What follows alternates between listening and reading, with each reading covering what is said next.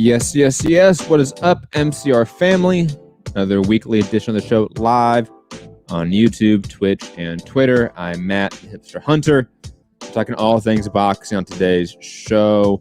A jam-packed one, because we didn't do a show last week, which I do apologize, but I was crunch time on documentary episode, which I just found out today I have to do another edit on because of YouTube copyright. Yay! But digressing from that, we have a lot to get to. Obviously, fights this last weekend with Estrada versus Cuadras, with Chocolatito Roman Gonzalez, the GOAT, coming back. Excuse me. A ton of fights, ton of news that happened the last few days. Obviously, we have fights coming up this weekend. We have a lot of big fights coming up this weekend. A massive pay-per-view, air quotes, massive pay-per-view. It depends on how you perceive this event, I guess. Gervonta Davis versus Leo Santa Cruz. Plus, we have, I think, a relatively big pay-per-view in the UK with Usyk versus Chisora, and that's a decently stacked card as well. Both cards, I think, are pretty decent in terms of their overall depth. And obviously, we have the Munguia fight, I guess, on the zone as well, which we got to talk about because Munguia gets hype, I guess. Yay. The fake Chavez Sr. 2.0. So much to get into on today's show. Plus, Golden Boy lawsuit, DAZN worldwide launch, Abner Morris talking shit to Score Stevenson. A lot. Without further ado, let me get to my co-host, the one and only Gary in Dallas. Gary, how are you, man? It's been a while. Better than the Cowboys, I'll tell you that much right now. Not as good as the Dodgers, though. Shout out to the Dodgers. Shout out to the Dodgers and the World Lakers. Series. LA, look at us winning in COVID. It's true. They are bubble kings. How are you, though, Gary? It's been a minute. It's been like 10 days. How have you been? It's been a while. Above average. I'm good. There's a lot to get into, so let's get to it. Yes, let's get it. We're going to talk about the fights that happened this last weekend, the fights coming up this weekend, and then get to the news of the last few days, guys. So first off, let's talk about we knew this card was going to be fun. The Mexico card with DAZN and Matchroom US and Stanford Promotions, have to give them a shout out too. But I don't think we expected it to be this much fun. I don't think we expected Cuadras to have a vintage Carlos Cuadras-like performance. I don't think we expected Israel Gonzalez to put up that much of a fight against Chocolatito. We did expect Martinez to just blow away Canelos, but that's beside the point. Those top two fights were undoubtedly the best fights of the weekend. The top fight was a obvious fight of the year contender. I might even contend it is fight of the year over Zepeda Baranchik, but maybe we might have a conversation about that. Overall, that was just a fun night of fights. And I was doing other stuff at the time, and then I saw, I think, you, Gary, or somebody in sort of our other chat, right, our political chat, but you're also in as well as the dissenter libertarian, talking about the fights and how like good Chocolatito looked. I was like, oh, fuck, I got to go check out Roman Gonzalez. I forgot he's on tonight. And I think it was a Friday night card too, which always throws me off. And again, Roman Gonzalez looked vintage-like, but again, Israel Gonzalez put on a great performance. And then the main event was everything I could have wanted from that matchup. That was a classic Mexico versus Mexico fight right there. Gary, your thoughts on that event? So we'll start with the main event, right? Mm-hmm. And it was as good as the first one, maybe better, right? Like it was that good. The sequel's not often better than the original, but that may have been that good. And look, I'm glad as a fan Estrada fought the way that he did.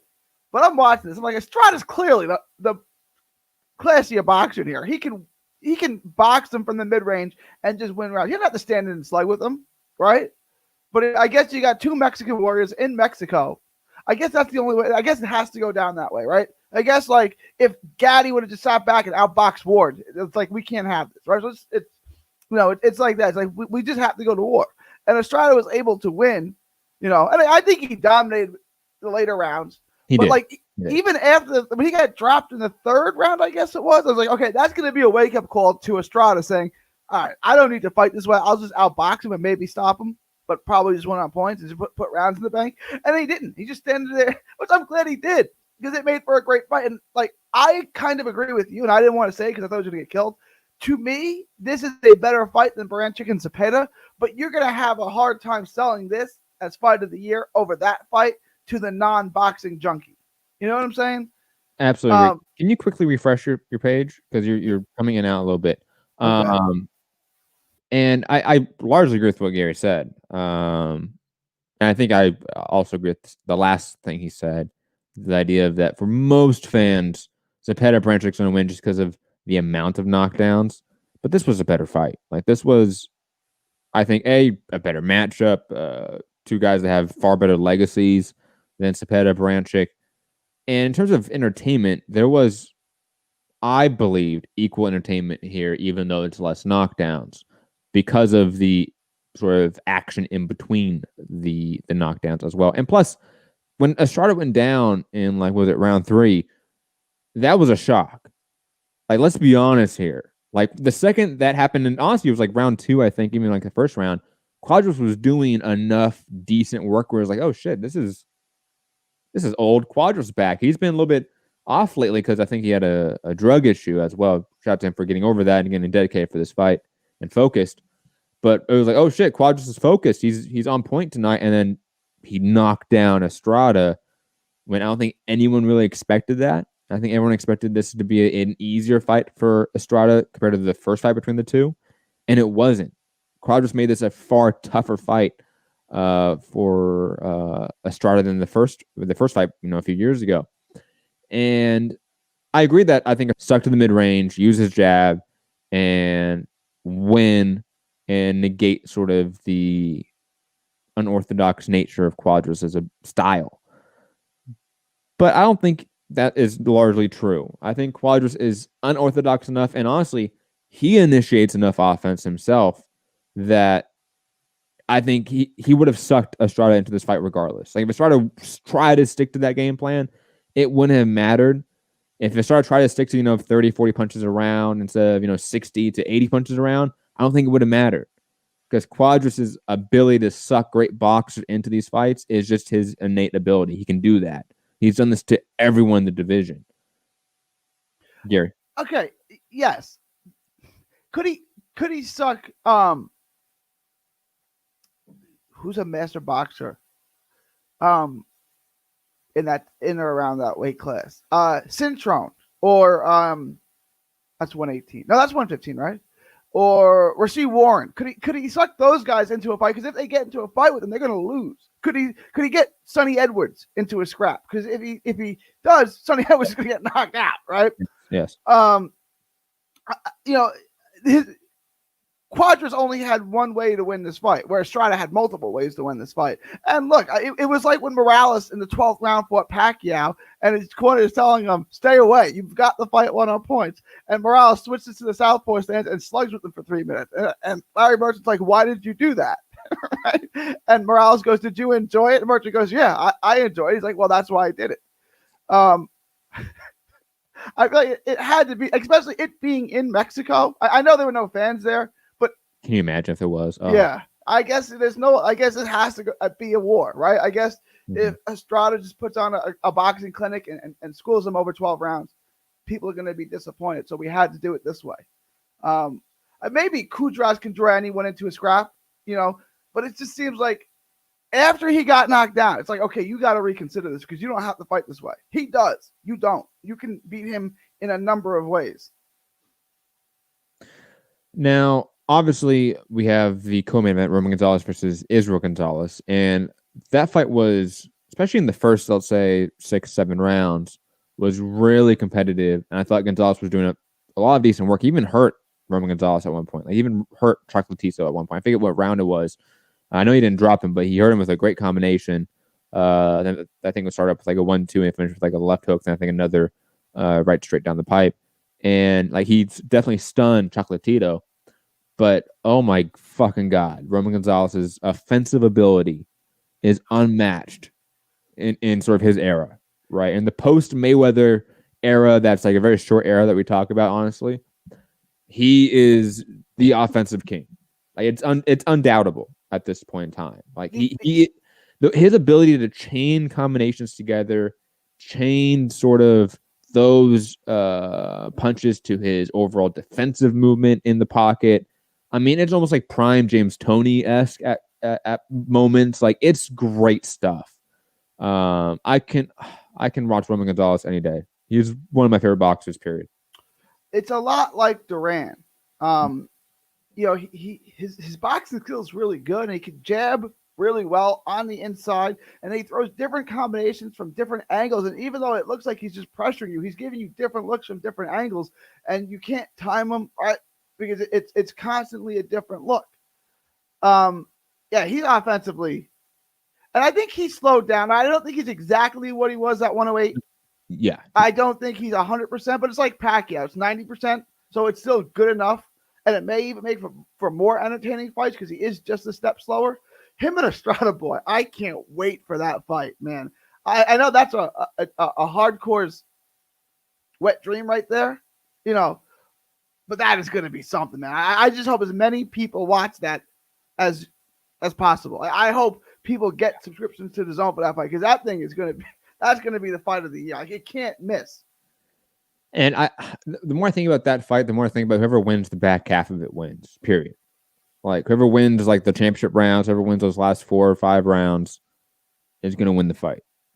Because I think they're going to be evened up pretty much throughout the first half of the fight. You may even see knockdowns a pair for each, like that's going to happen. I think both guys are at this point in time taking enough damage in their careers to where if they get hit with enough shots, they can go down to a degree.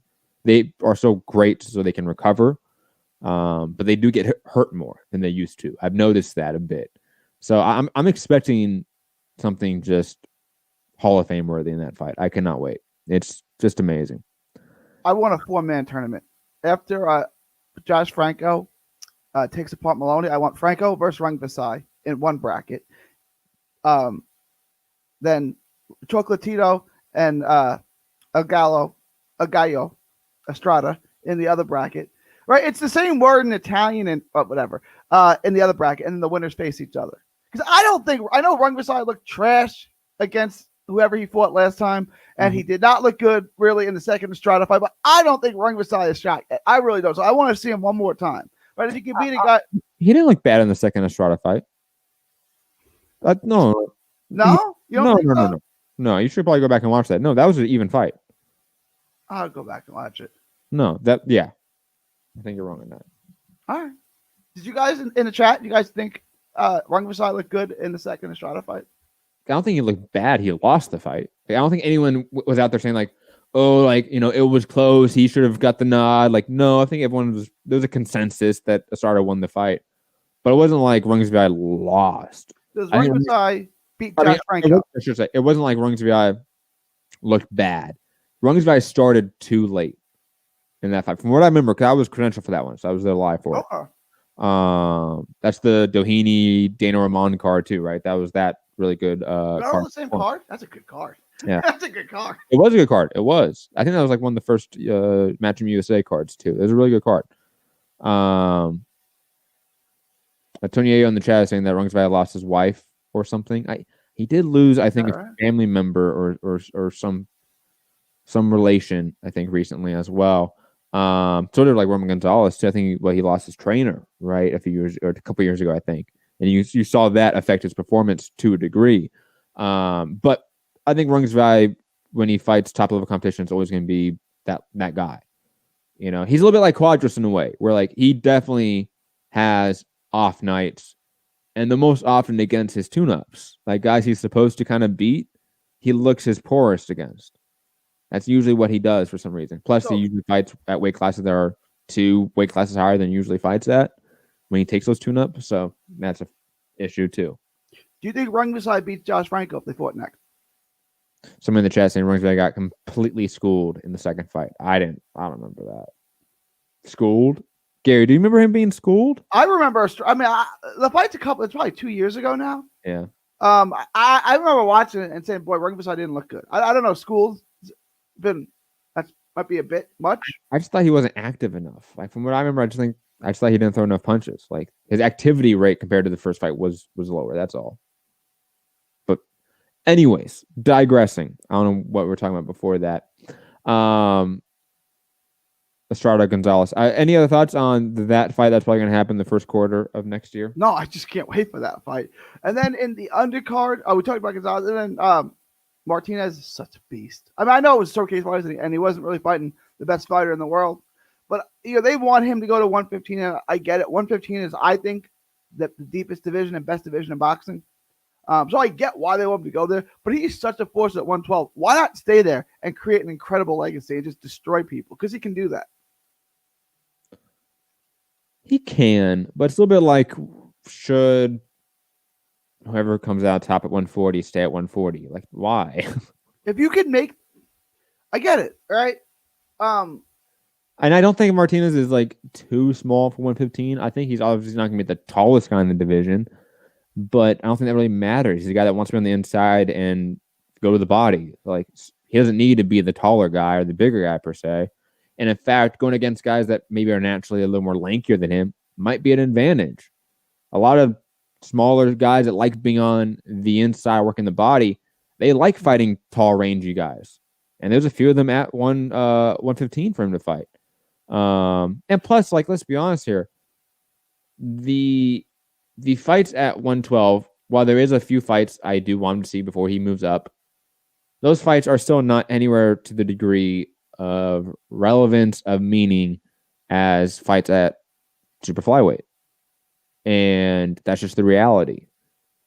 And I want to see Martinez fight the best possible competition. And the best possible competition is, unfortunately, no longer at 112 because Tanaka moved up. But you're going to have Josh Franco's little brother, Bam Rodriguez, in that division. You got Acosta. I get it. 115 is where all the talent is. It's the best division in the sport. I just said I'm not going to retract from that statement, right? It's the best division in boxing. Deepest. I know it's not the most money, obviously. But I think if you take the top 10 or 12 fighters in every division and said which one's the deepest, it's that one. It's 115. Because we haven't even talked about guys like Palikte, right? Like, there's really good fighters in that division. So he's want to go there. But, like, if his best weight is 112 and he can make 112 without killing himself, stay there and clear up the division and be the best flyweight of all time. I'm not saying he can be, but I'm saying he potentially maybe could be. He's that offensively awesome. But honestly, like, what fights do you want to see for him at 112? Like, what fights does he need to have at 112? Because there are some, but like, which fights for you does he need to have? You're right. Tanaka's gone, so that's out the window. Shout out to Santiago's mom for being discharged from the hospital. Hope she's doing well, man. Prayers and thoughts to her. Obviously, you, Santi. And obviously, Santi, Fern, I know Fern's listening to the show as well. This weekend, man. Saturday. Davis, Santa Cruz. I don't want to pay for that shit by myself, so please hit me up. Don't pay for it because there's another fight on at that time. Just don't watch it on Daily Motion in the morning. Don't watch the other cards and then watch Davis, Santa Cruz on Daily Motion. Don't do that. Air quotes, don't do that. Yes. Don't do that, people. Well, I suggest you don't watch it on Daily Motion the next day. Dailymotion.com. Don't go to there and don't watch the fight in the morning. Wait, all right, come on. Wait. Gary, you're recommending people should instead just watch Munguia versus Terriano Johnson? That's Friday, which look, that fight is what it is. It's a fun fight, though. Don't tell me you're not looking forward to it. Then what fights at the same time? What's the other card on? There's a top rank card, isn't there? The top rank card this weekend? So we have the Usyk fight on in the afternoon, right? Yeah. Hold on. There's another card on at the same time. Oh, is it Nue Maloney? Nue Maloney, yes. Oh my God, that's this weekend too. Yes. It's like this is top rank card. That was next weekend. Fuck, I gotta get that up on the board. See what I'm saying? Like a new fuck. Okay, never mind. I thought you recommend people watch Munguia, and so I'm like, no, fuck that. I'm sorry. See, that's what they should do. That's a good appetizer, right? That gets your boxing juices flowing. It's like the Thursday night game. Like, give us a good game, and then what are our appetites for Sunday? That's a good Friday. Like again, Toriano Johnson and Jaime Munguia are not the world's greatest fighters, but that's going to be a fun fight. Who do you like in that fight?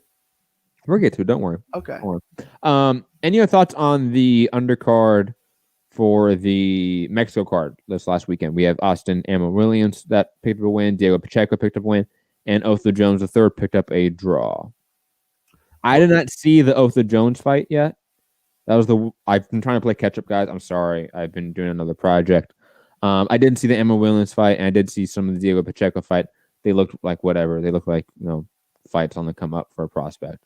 I did not see the Otho Jones fight. I know you have been hyper critical of Otho Jones. I'm assuming you watched the fight, Gary, because you watch every fight. Yeah. Well, okay. I started that card about 20 minutes late, and I missed the first 2 rounds. Now, everyone said that Otho Jones lost the first 2 rounds, and then won 3, 4, and 5, and gave away the 6th. So that's all I saw. So to me, Otho Jones looked fine, except for the 6th round, where it looked like garbage. But I didn't see the first 2, so it's a 6-round fight. If he did lose those first 2, then you have a draw, and a draw is appropriate. But from what I saw from the 3rd round on, Otho Jones looked fine in 3, 4, and 5. Fine meaning like fine or no, just fine. I mean, he didn't look good. He didn't look. I didn't see that guy like like the first time we saw Julio Cesar watch. He's like, wow, look at that guy. Or Bam Rodriguez, like, wow, look at that guy. He looked like a good boxer. Some skills. He put together a nice combination. You can see he's quick. He's got pretty good reflexes. But like, I didn't see anything great about him. And if he lost the first 2 rounds, then yeah, you have a draw.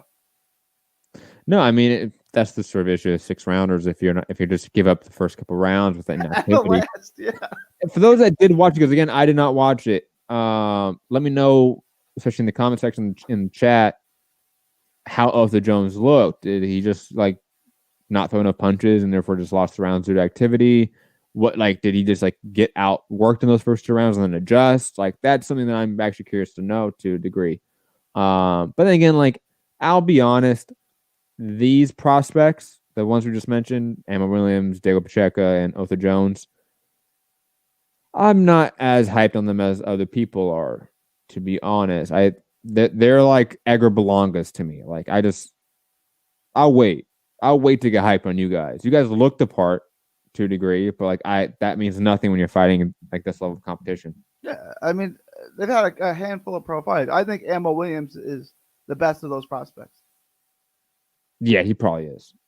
He probably passed the eye test more than anyone. And of that group.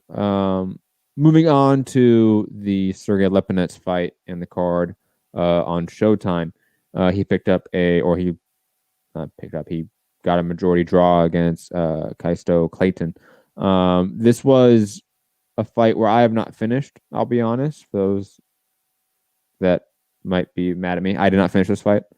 Lipinets looked like he was winning to a degree, but he looked largely ineffective in terms of crowding his opponent. He wasn't able to come up the ring that well from what I saw, but I thought he was landing the better shots throughout. It just wasn't the greatest performance by Lipinets, and also a really good performance by Clayton. I thought his instincts from a boxing perspective, his IQ was just on point. He knew sort of where to be, how to move, how to sort of create distance and create separation from Lipinets. And just keep the tempo of the fight his tempo. I just didn't think he really made Lipinets pay enough. When you're playing that counter game, which is what I like counter boxers more than pressure fighters, honestly. I want to see them actually counter punch. I want to see you throw counter combinations, which is completely possible. And Clayton really didn't do that. He was a little bit too inactive with his counters for me. But Gary, I know you saw the fight. Your thoughts? Yeah, Clayton's going to be competitive in the 147-pound division. He's the name of a skilled fighter. I thought Lipinets won the fight. I know Clayton came on strong in the end, but I don't think it was enough to win the fight. Which one judge? I don't even think he worked. I had it 7-5 for Lipinets. I could see getting to 6-6. There were enough close rounds, but. Look, Clayton and Lipinets are not going to beat any of the top 3 or 4 or 5 names in the division, although they're good fighters. And, if you beat those guys, then you're ready to fight a world champ. So, I mean, I guess Matt would level as gatekeepers. I think those are really good gatekeepers. I'm interested because Clayton's not young. He was in his 30s already, right? I mean, we've just never heard of him before. And I know he was ranked high by the organizations, but he's a good fighter. He's got good skills. I mean, he's a good athlete. He's just, if I said he's going to fight Sean Porter beats the hell out of him. You know what I'm saying? Like, but he's a good fighter. If he fights Jamal James, I don't know. Maybe he beats Jamal James, right? You don't think so? Leibniz? No, Clayton. Oh, that's possible. It's possible, right? I'll put him in with the Thomas Delorme. Exactly. That's exactly where he is. Yeah. Lipinets is a little bit above that bracket, but he's not too far, to be honest.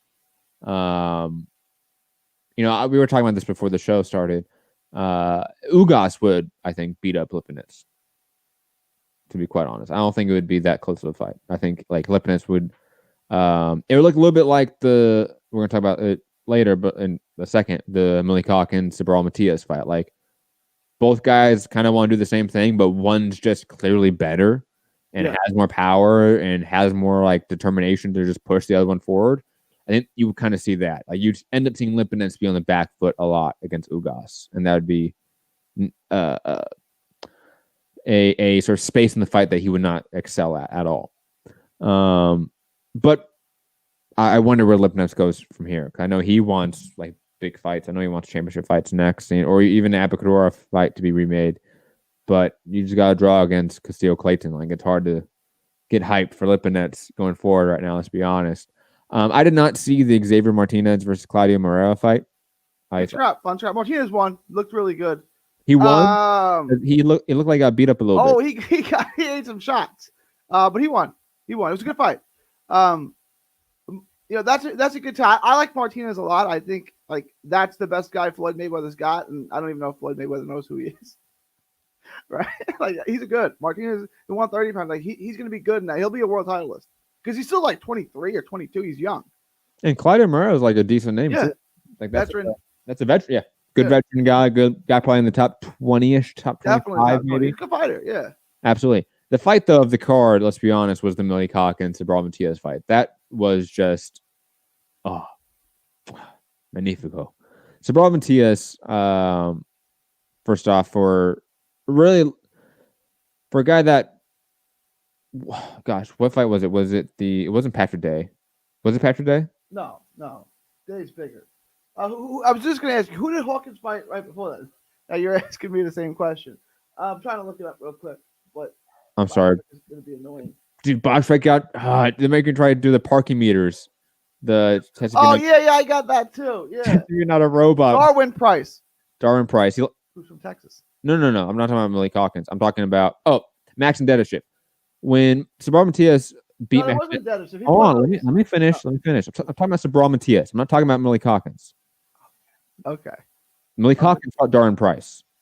Okay, Sabral Matias fought Max and Dediship. Max and Dediship obviously passed away tragically, and then Matias didn't really look that great in his next two fights. Obviously, he lost and won them against Petros Anayan, and just looked really flat in those performances. And this was like that Matias that had a lot of hype when he beat up like Prescott, old man Prescott, right? Like this is the Matias that had some vestige of attention and hype, and it was him being back to a degree. I have no idea what it would be like to fight someone in this type of environment and to be a part of a fight where someone tragically dies.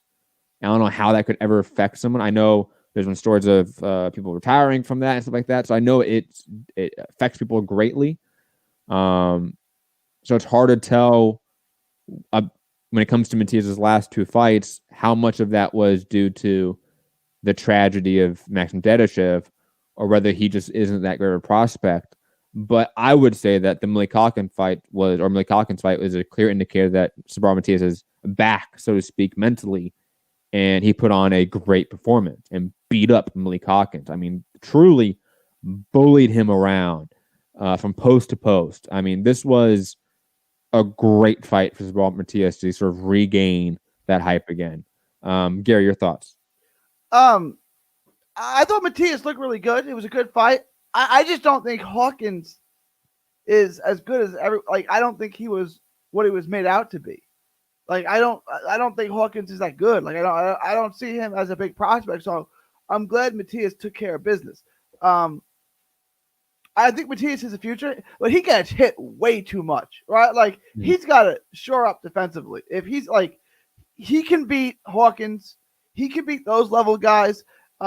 When he fights the bangers at 140, he can't get hit like that. You know what I'm saying? He can't fight Barrios like that. He's gonna get his head taken off, right? Like he can't fight Josh Taylor. Like I'm using those names because I think he's ready to fight those guys, right? Like I said Barrios because they both fight on PBC. They're both in the same weight class, right? They're both kind of at the same point in their career, although Barrios doesn't have a loss, right? Like that's a reasonable fight to make next. You know, like, and he gets hit, and I like Matias. Like his offensive game, his power is real, but he's got to stop using his face as a guard. Matias beats Mario Barrios. I'm sorry. Okay, let's see it. Let's see it. I'm sorry. That's fine. Let's do it. You can think that's not an unreasonable thing to pick. I think you're wrong, but let's do it. I think you're wrong. I think you're stupid, Matt. But no, I think that Matias is going to be a fun fighter.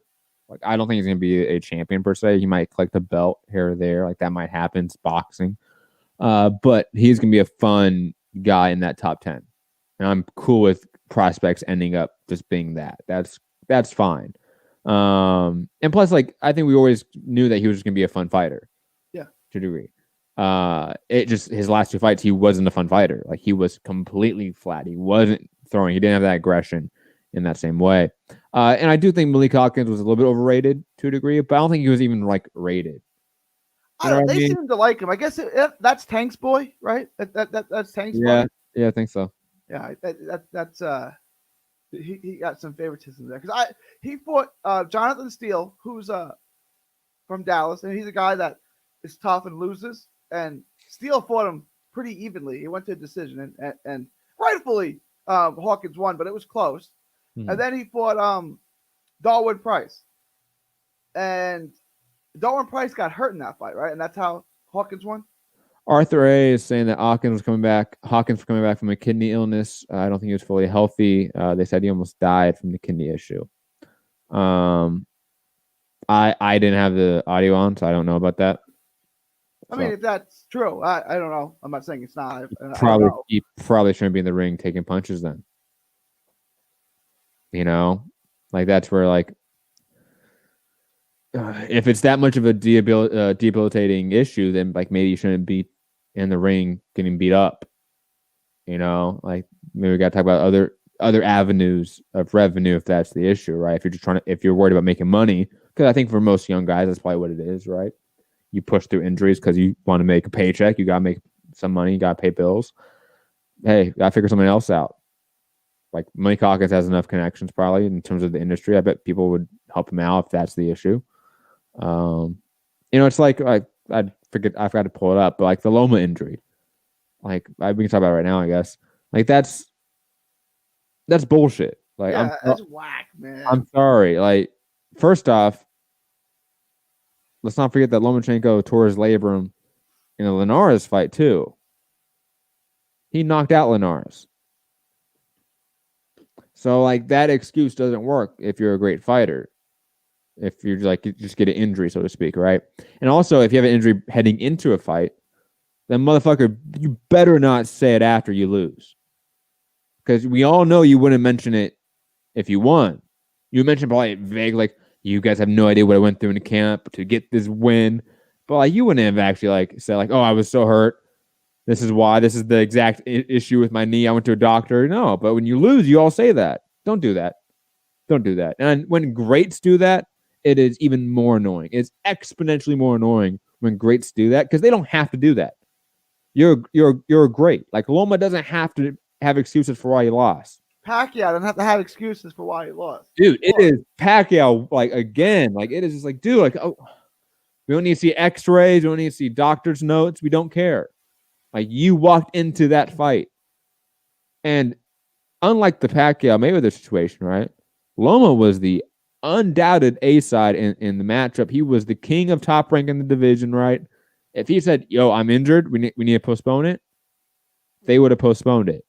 Of course. It's not like you have to worry about refunding tickets. There were no tickets, right? There were no pay-per-views. There's a free fight. I mean, I don't get it. So Loma, please stop giving excuses for why you lost. You got beat up, bro. You got dog walked, like Matt says, in a fight that wasn't close. He didn't get dog walked though. Dog walked. He won a couple rounds. Okay, but he won 4 rounds at least. 4 tops, 3 or 4 are the correct scorecards. Wasn't that close? Like, I'm not that into a rematch. We know who won. No, don't say that. The rematch is fine because I'd rather see the rematch than Kambosos, which is what we're gonna get next if they don't make a rematch. So I'm fine with the rematch. No. Name all even like the fantasy matchups you could want, like T.O. versus Haney or Ryan Garcia or Gervonta Davis, right? They have Santa Cruz if he wins this weekend. Like, I still want to see the Loma rematch more. You don't? No, how's it go any differently? We know who's better. Like, I'm fine with a rematch. It's not my first choice, is all I'm saying. My first choice would be Tank Davis. It should Tank Davis win. If not, the rounds where it was the clearest rounds were the Loma rounds. You understand what I'm saying? The 8th and the 11th, for sure, he won. And those were the most dominant rounds of the entire fight. Okay, so let's give him all 4 rounds, right? 8, 9, 10, 11. He lost 8-4. Yeah, he was already down 7-0. The fight was already over on the cards by the time he won a round. Like, I mean, the fight, and then 9 and 10 were close. He won 11 and lost 12. It's like, this is not. That's not true. He could have got 10-8 rounds. So, like, he could have easily. Yeah. I mean, and he was close to getting 10-8 rounds. In the 11th. He did great in 11th. Come on, man. And he still loses because then he loses only by a point. What other fights would you want to see more than a Loma rematch? Tank Davis. Should Davis win? If Santa Cruz wins, he's way too small, right? He comes up. Santa Cruz, and I think Santa Cruz might win. Like, the more I think it is, I'm going to pick Davis, but Santa Cruz got a good shot. He's got a good path to victory. Absolutely, he does. Yeah, that later, but yeah, he does. So you want to see that's the fight. To me, yeah. More than he already beat Loma. The fight wasn't close. Like, I don't care what y'all say. The fight wasn't close. You can do it again because it's better than Kambosos, right? But it's just going to happen again. I bet Loma stops him the second time. You mean? I mean, Lopez stops Loma. Loma gets stopped in the second fight.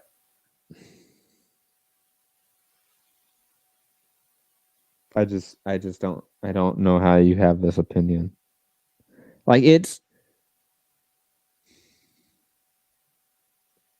I think boxing, to be honest, and this is probably a very casual take. Okay, I'll be honest about this, but my own biases and imperfections here.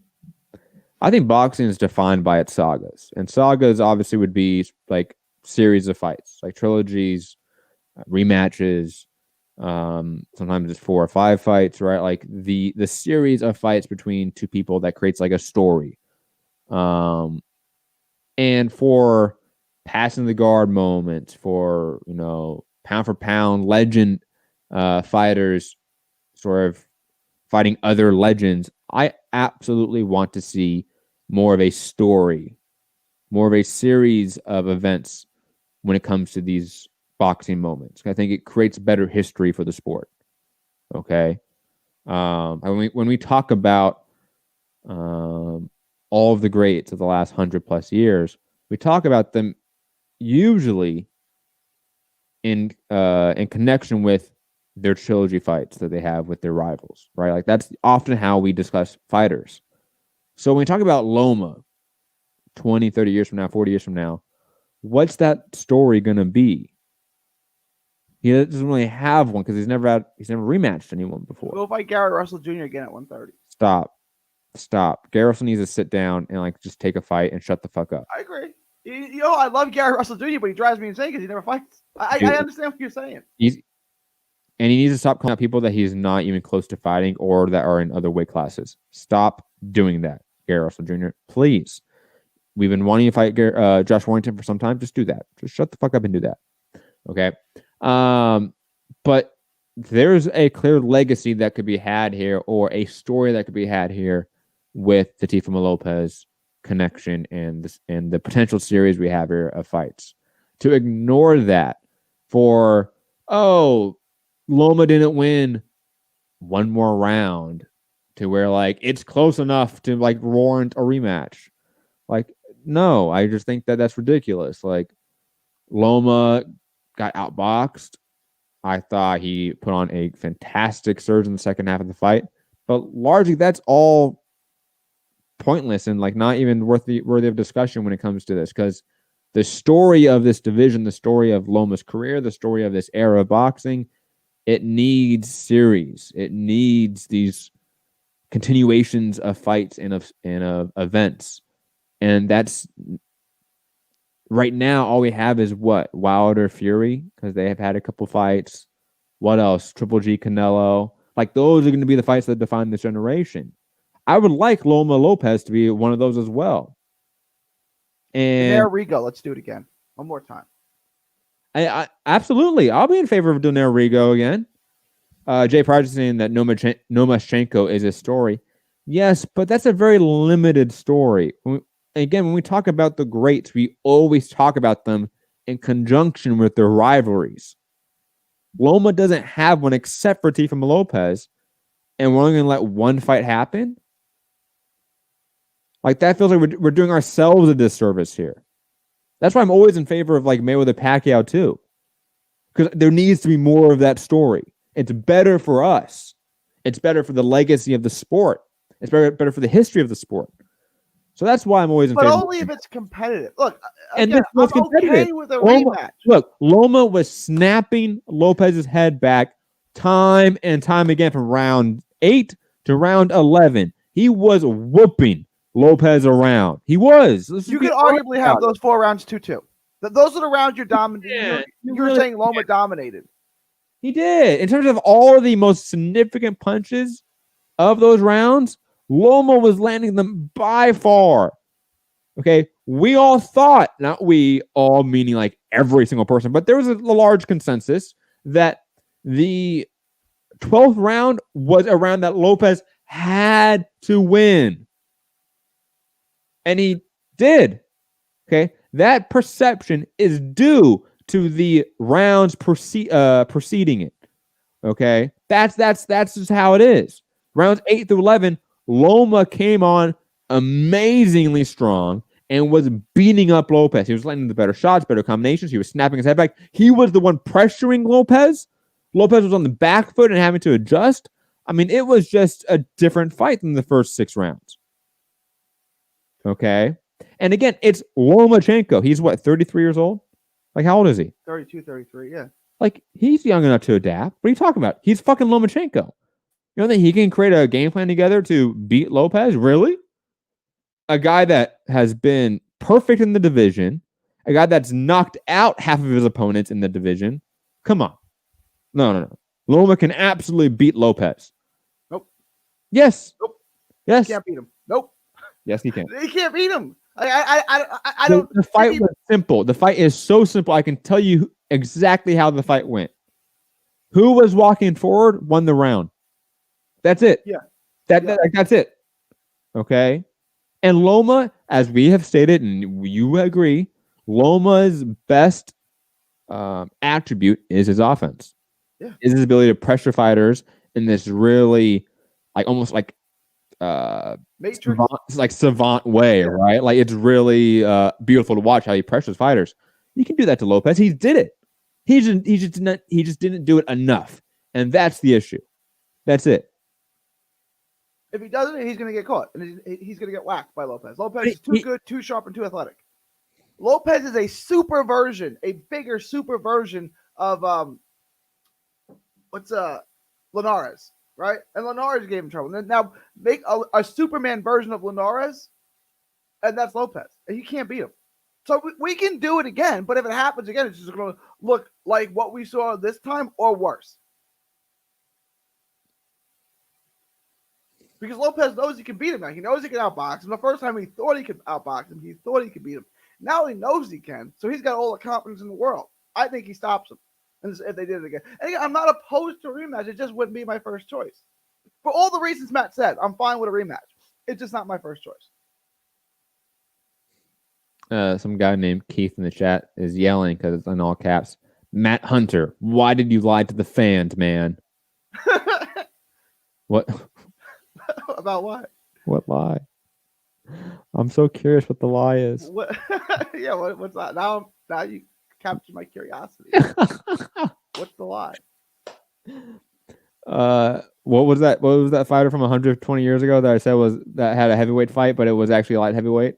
Was it like a Gene Tunney fight, something like that? I don't remember. Yeah. I lied, guys. I'm sorry. Oh, Jesus fucking Christ. I love these people. They're great. What else do we have?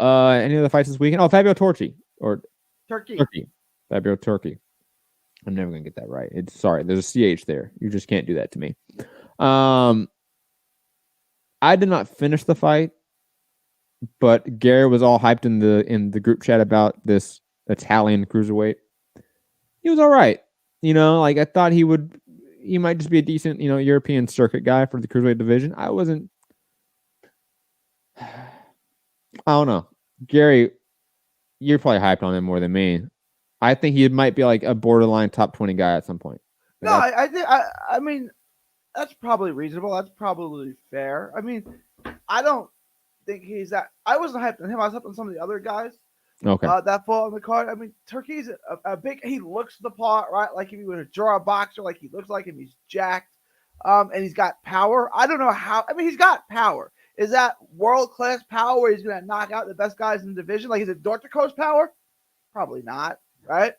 I'm convinced now I'm being trolled by Keith in the chat. You really done this dirty, Matt.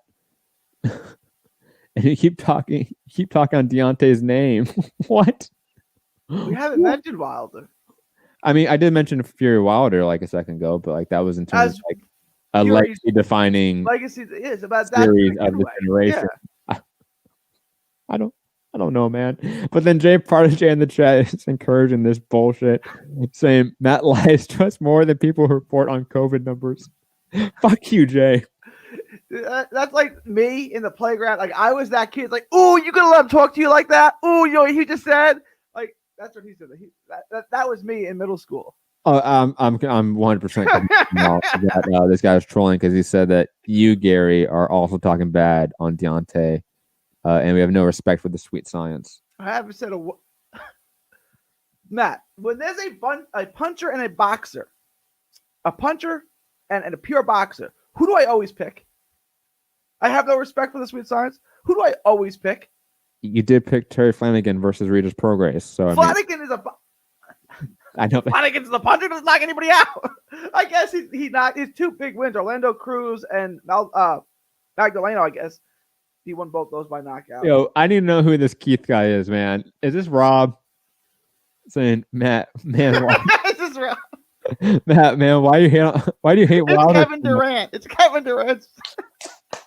Matt, man, why do you hate Wilder so much? Your channel is so biased. I hate Wilder, dude. I think we both kind of like Wilder. I think we're realistic on him. Like, dude, I get called PBC Matt.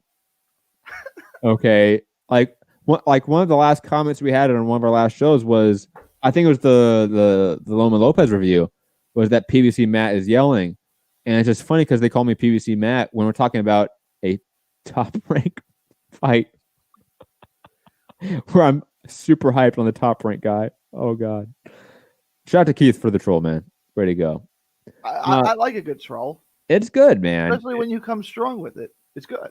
Dude, the second it was that we're talking Sean Wilder, I knew it was a troll because, like, there's a lot of things that people can hate on us for, I guess, especially me. I say a lot of stupid shit, and I have years now of saying stupid shit and having opinions online. But hating Wilder, that's definitely not one of them. I've definitely been even at times, I would say, unfortunate and wrongly defending Deontay Wilder comparative to my hosts and the community we have. Foo doesn't like Wilder, but Foo's not here today. And Rob doesn't like Wilder. I think he likes him okay. I mean, he's not he's a Joshua guy, but I don't think I don't think he hates Wilder. Wilder's a good dude. Like, if Wilder was at your house, you'd like him. He's a good guy. You might be right that like Foo is definitely more like spiteful when and anytime Wilder's name is mentioned in our group chat. That does seem to be the truth. Rob's just a wanker, man. Like he's just he's just a human troll. Let's be honest. That dude wakes up mad and like trying to fuck with us. Yeah, like you can rest assured, and I will post this text that Rob is going to tell me Barrios is going to lose on Saturday. I will get that text Saturday morning my time. But the interesting thing is he's fighting Ryan Carl, who's equally as Texan as Mario Barrios. So either way, I'm a winner in that fight. Okay. Yeah, he's apparently Texan allegedly. Ryan Carl, he was a cowboy hat. Yeah, but like Tyson Fury wears a sombrero. Like that doesn't mean he's a Mexican. All right, Ryan Carl. Is Ryan Carl actually a cowboy? Does he like wrangle like cattle? Yeah. Oh, never mind that. He's from this little town about 2 hours from Houston called Milano, Texas. It's not in Milan. It's just that's what it's called. Texas has like the funniest European names of towns because they just like clearly are just like Paris, Texas. Like you guys just weren't original. And they have the tower there, the Eiffel Tower of Paris, Texas, and it's an oil rig with a cowboy hat on it. It's a true story. Matt, this from Keith again. I'm actually like I'm loving Keith's trolls in the chat. Keith, you're one of my favorite commenters right now. You're beating out Scott and Tony Yayo and Jay right now because of your hilarity. Matt, and again, all caps. Matt, how much weed you smoked tonight? First off, it's 3:00. You fried your opinions, man. On. You fried your opinions, man, are dumb. You fried, I think it's a punctuation thing. You fried, period. Your opinions are dumb. Is how I would read that. It's really hard when there's no punctuation. Yeah. Just to be honest, I haven't smoked that much weed today. Actually, I'm a little bit low. I'm trying to cut back. I was almost going on a tolerance break too, but I was like, nah. We got the election coming up. I can't take a break. Edibles. Smoke is bad for your lungs, bro. Smoke is all types. It is, but like I what's the term? Like I have an oral fixation, I guess. Pause. I think that's what it is. So like, edible. I'm get a lollipop, bro. First off, lollipops are delicious. They are. Tootsie Roll Pop. The Tootsie Roll Pop blows away the Blow Pop. I don't know why the Blow Pop became more popular. They're not even close. But see, I was that fucking degenerate where like you just had the stick left, and I would literally like try to light it like a cigarette. Like I was that degenerate kid, right? Like I was so degenerate when I was, I think, in middle school when this happened. Remember when it went viral about like you smoking McDonald's French fries? Remember that? Kind of vaguely, yeah. Yeah, I did that. I was a degenerate. It's lucky that I'm here, guys. Let's be honest about that. You know what I want to do? I don't know. Are you old enough to remember candy cigarettes? Absolutely. Absolutely. Okay. Yes. I want to give out candy cigarettes for Halloween and have all the angry parents come to my house. You get my When did they stop selling those? When someone realized that, giving fake cigarettes to kid is would you give them fake crack? That's probably a bad idea. But I grew up on it. They were just sugar sticks. Like now, I forget because I haven't been to Texas in some time or Dallas in some time. Is it one of those states or is Dallas one of those cities where like certain bars you can still smoking? Dallas. Those are a trip. I remember when I first went into a bar that still like had like allowed smoking where like you have a partition where like one side is smoking, one side isn't. That was wild to me. Dallas got rid of it a while ago. The surrounding Irving, you could smoke up until recently. Arlington, you still might be able to, which is where the Rangers play. And Fort Worth got rid of it too. But some of the Dallas got rid of it in the city of Dallas. They got rid of it a while ago. But the surrounding areas, Irving, I know for sure, and Arlington had it up until recently. But I think Arlington, someone in Denton, if you get like north, like you start getting, they may still have it. I don't smoke, right? Well, you're gonna like this comment from Jay in the chat. Sugar is basically fake crack. It's not good. It's not good. Cut out sugar, everyone. That's what Gary always says. Sugar's not good, especially during pandemics. Viruses, especially this one, and the flu, right, and influenza. They survive. They thrive in sugar. Cut out the sugar. It'll pass through your system quicker. Oh, man. did you see like we hit like double back-to-back like record days of the weekend, or was it like this last weekend? Like on Friday and Saturday, we hit like highest number of like coronavirus cases in a day, and then like the next day we beat that. Jesus fucking Christ. Are your kids in school right now? So I'm curious. The schools are open. Okay. They're it's worked out well because you can do virtual schooling or you can do it in person, and it's been half and half. Like it's really been half and half. So the schools are half empty, which is good. Yeah. Yeah. I'm just curious about that. With being in Texas, being in California, I was wondering about the differences. No, our schools are open. Yeah, the schools they opened up a couple weeks late. Like instead of the third week of August or whatever, it was like the second week of September. Yeah, the first few weeks were just purely online. I if I'm remembering correctly. And then like first week of October, I think we went back to like that mixed sort of half online, half in person. Jay making fun of my LA accent. Fuck off, man. I did surf back in the day, so I absolutely have a surfer accent, I guess. Fuck off, dude. Fabio Turkey, he looked like a European bum. Moving on. Fights this weekend. Well, you don't want to talk about my boy Ivan Zuko? He looked phenomenal on that card. I was actually going to ask you how he looked. I liked Ivan Zuko. He's not a bad. I mean, he's too small for that weight class. So, like again, I don't know that he's going to be a world class fighter. Who knows, right? But he's certainly a European level fighter, and I like to see it. But if he's going to have success, it has to be at 160. That guy cannot continue at 168. He looks like he weighs 168 pounds, on fight day. It's like you got to come down, right? Like, but his skills are phenomenal. He's really, really good. Again, who the heck did he fight with? Pavel Zurgrin. He's got to fight better guys than that, but the skills are there. So, I mean, how good is he? The jury's still out on that. And then Dario Morello, we've seen a couple of times. And he's a domestic level guy. He's a good guy. He's got skills. He's got good reflexes. He likes to fight out of the shoulder roll and things like that. He switches, which a lot of Italian fighters do.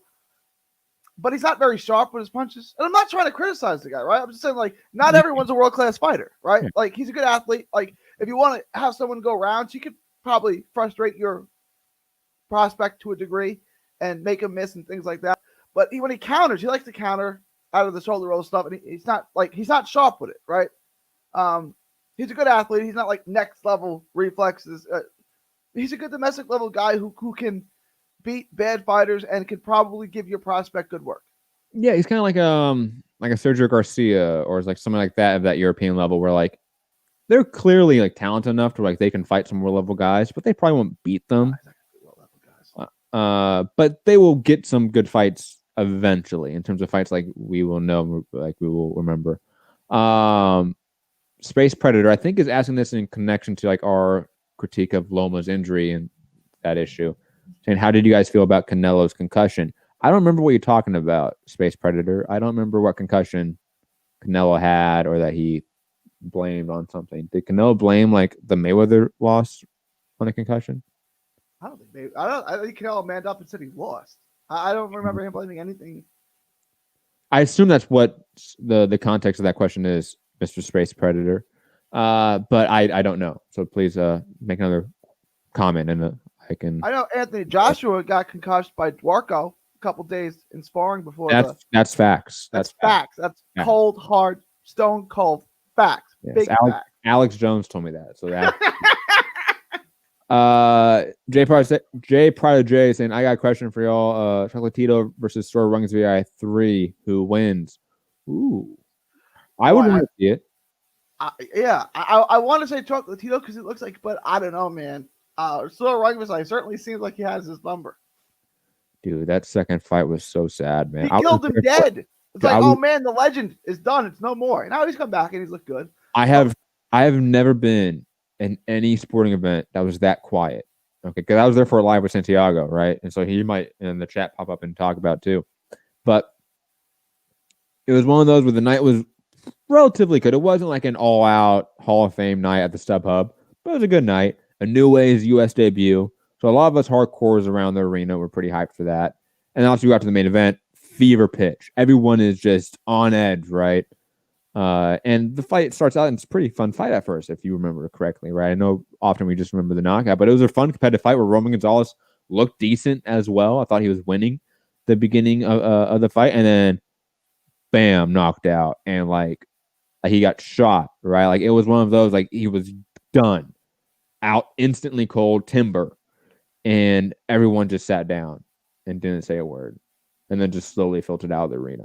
It was the most depressing thing I've ever seen in my life, but it was great. I would love to see it again. I'll be honest. It's one of those where like the story of that pairing, I think, is a little bit like it needs some more to it, even though it technically doesn't, because I think there is a finale with the rematch. But I think with the way Roman Gonzalez has looked and sort of career renaissance he's had, it for some reason makes a lot more sense now than it did obviously a couple years ago. Gary, let's talk about though the fights coming up this weekend, as we were about to talk about that, but then we got sidetracked by trolling in the chat. Gervonta Davis versus Leo Santa Cruz, Showtime pay-per-view happening this weekend. Halloween night as well. Now, obviously, we're going to talk about this being pay-per-view, how many buys it does, whether or not there's any hype for this event. We're going to talk about that in a second. Let's talk about the X's and O's of Gervonta Davis and Leo Santa Cruz first, though. And this is one where I think you sort of talked about this earlier in the show as well, that Leo Santa Cruz absolutely has paths of victory against Gervonta Davis. And in fact, I think the better boxer of the two is, without a doubt, Leo Santa Cruz.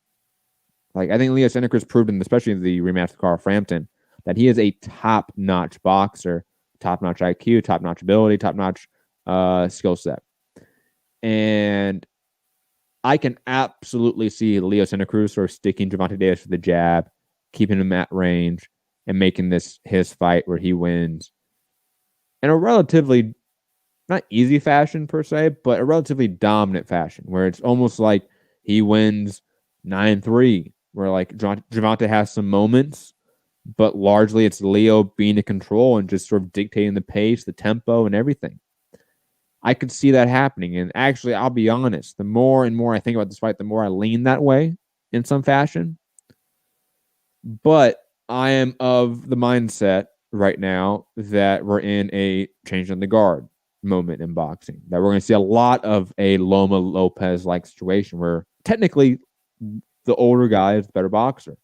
It doesn't matter, though. The younger guy is bigger, stronger, hits harder, and this is boxing, where like the old are naturally ate up by the young. Like that just happens, not only in boxing, but all sports as well, but more sort of viciously, obviously, in combat sports.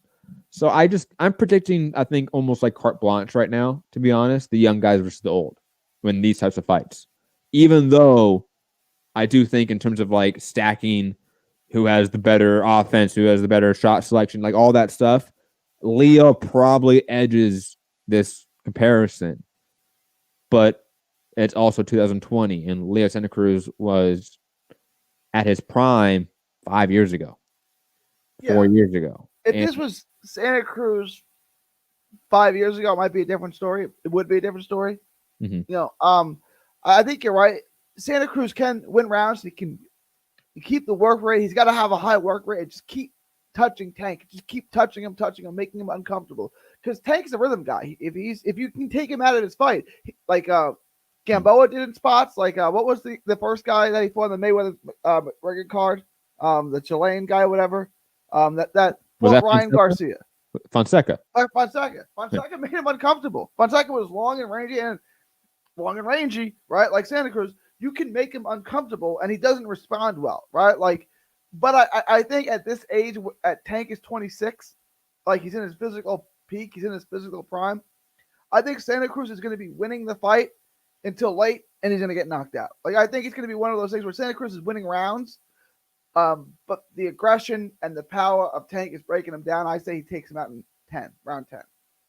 I can see that. A little bit almost like, not a one-for-one analog, obviously people understand that, but like Kovalev, Canelo to a degree, where like Gervonta is probably going to be the smaller guy in terms of height and reach, and he's probably going to be losing rounds to the guy that's on the outside, pumping the jab out, doing the right things, but at some point that may not even matter anymore, and he's going to get caught, and it's just over, and that is kind of the name of the game at times. Now, before we get to the undercard, thoughts on this as a pay-per-view main event, Gervonta Davis's first pay-per-view, it being, in some fashion promoted heavily with Mayweather attached to it. The All Access series was heavily Mayweather and Gervonta Davis. It was just those two guys together for all of Gervonta Davis's time, it felt like. What's your perception or like temperature check on this fight in terms of hype, in terms of attention in your mind, Gary? I don't like pay-per-views during college football season, right? Like, because I have a reason not to buy it, because I can just watch something else. Then on top of that, there's a fight on ESPN, a good fight. I don't know the casual interest in 115, 118 pounders, but it's a really good fight. And it's the best fighter. It's the best fighter of the night fighting. I don't know if how much buys that takes away from it. You just got our money, and you're going to ask for our money again in a much bigger fight next month. That's all the arguments against why it's going to do a good number. The argument that it does do a good number is that they've done a really good job promoting it. You see commercials for it. I was watching football and I kept seeing commercials for it. They put together it's not the fight camp. What do they call it again? All Access, right? All Access, right? Like, they've done a good job. So like, I have a good argument why it's going to do good and why it's going to do bad. So I'll cut the difference and say it does just about 200. I don't know if and you can decide whether or not that's good or bad. I wonder, because this one obviously has a bigger marketing budget than the Charlo doubleheader, right? It just clearly does. You just, like you said, you just see it more often. Charlo was Showtime? No, that was Fox too, right? That was Fox pay-per-view? Oh, they're both Showtime. This is a Fox pay-per-view, isn't it? No, this is Showtime. This is Showtime pay-per-view. Spence is Fox. I thought this was Fox. Okay, it's Fox. No. Okay. The Charlo. Oh, you're right. That's why they have a lot. What the heck? Forget what I just said was because I kept seeing. I was watching football on Fox. I kept seeing the commercial. That's why I thought it was a Fox. No, it's Showtime pay-per-view. It's good for them to have an advertisement on Fox, though. Yeah. But again, that goes to my point. Like, the marketing budget for this fight has clearly been more than the Charlo doubleheader.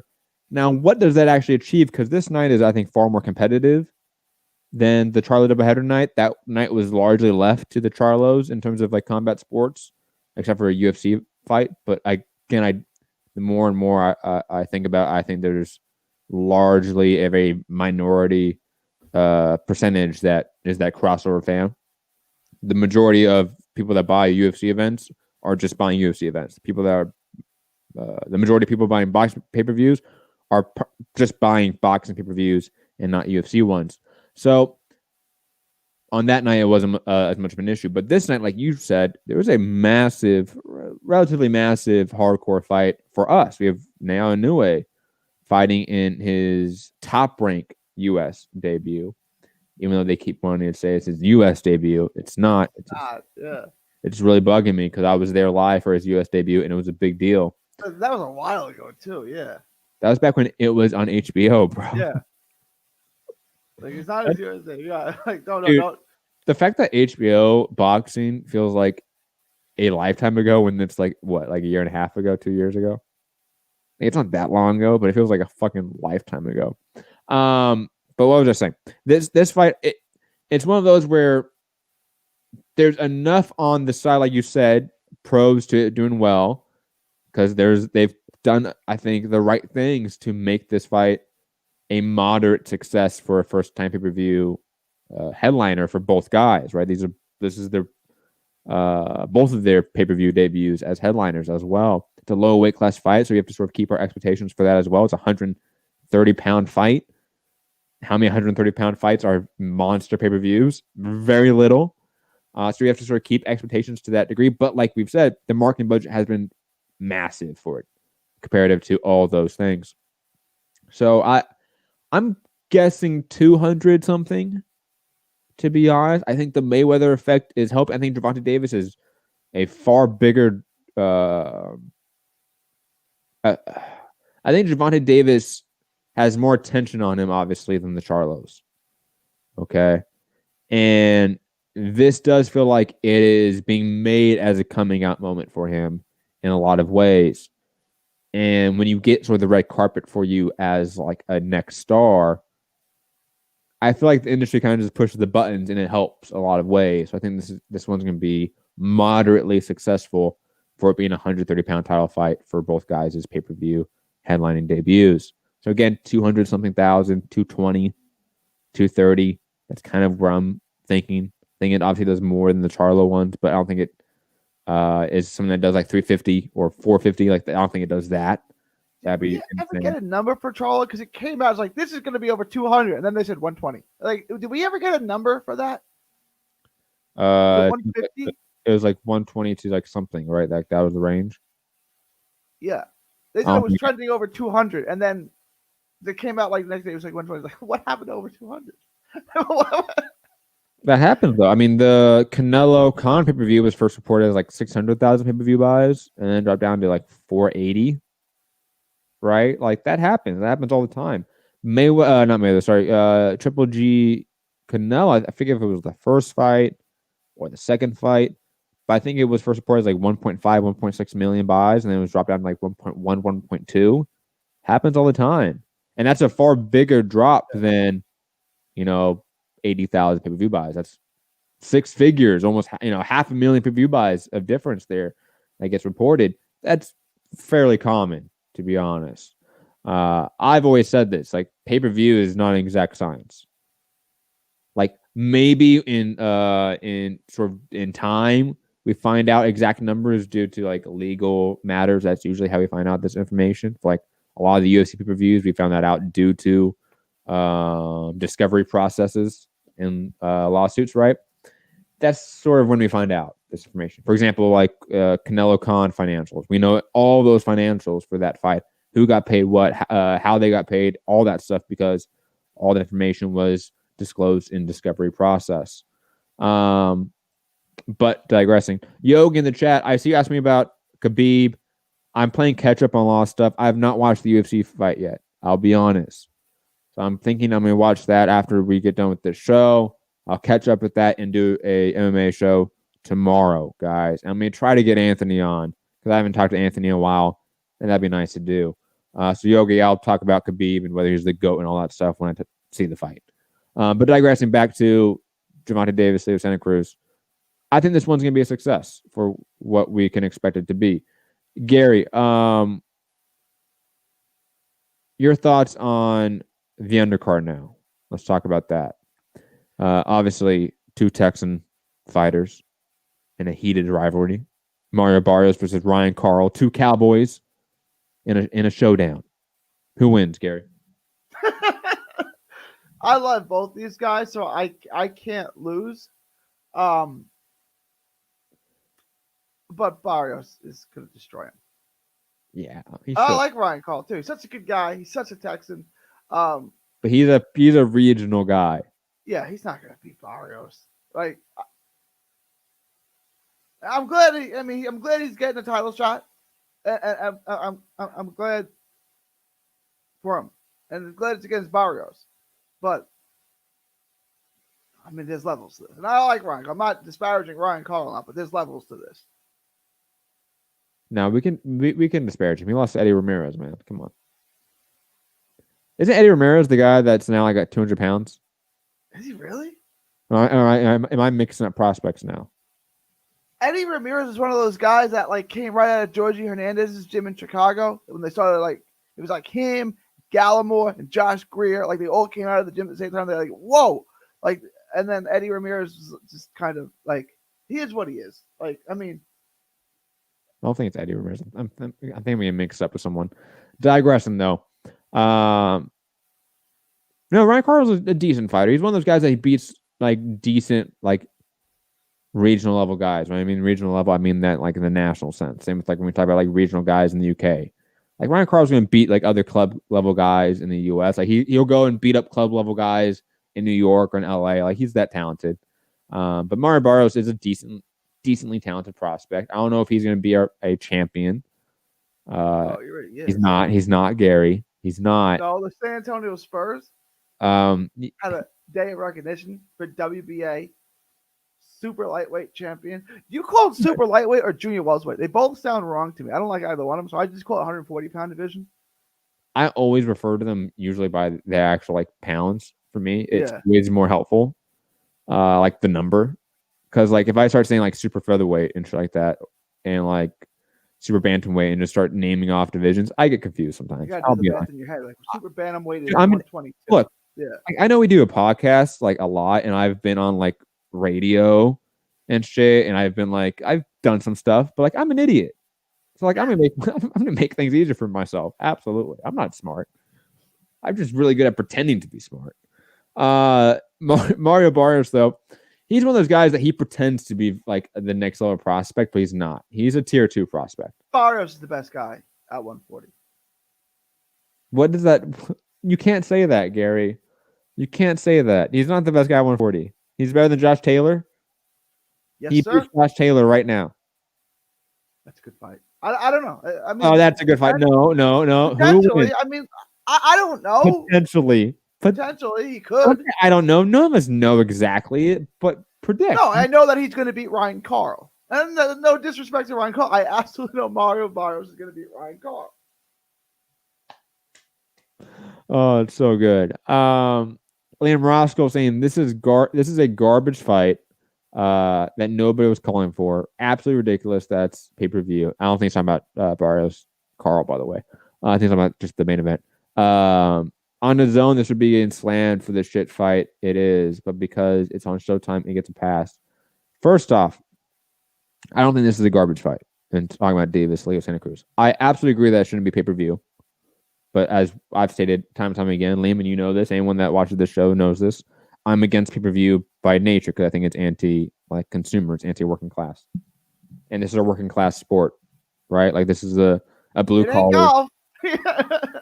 I mean, honestly, like it is so weird when you like walk into like a local boxing gym and then try to like then tabulate how much money it would cost all these people to watch all these fights that like, they're a part of to a degree. Like they can't afford it. Like we can barely afford it. It's a lot of fucking money. So like it is ridiculous that this is pay-per-view. I will agree with that. I think it was ridiculous when the Charlos were pay-per-view, though that was a stacked card, so that was sort of the thing that helped that situation. This is not that. That's why I've been saying to Santiago and to Fern, let's please split the cost of this shit so we don't have to pay for it by ourselves. And to your point of like, if this was on the zone, it being slammed, I think that's ridiculous. If this was on the zone, first off, you would have Eddie Hearn going up and down every media outlet he can, talking about how he has Gervonta Davis, the next Mayweather, the guy that was the heir, all that stuff on the zone, the next U.S. star.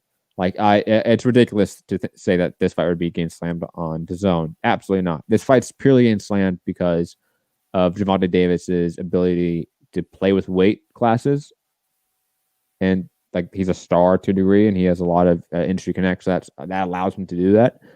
In fact, this being fought for like 2 belts in 2 different weight classes, I think upsets a lot of people, to be honest, for some reason.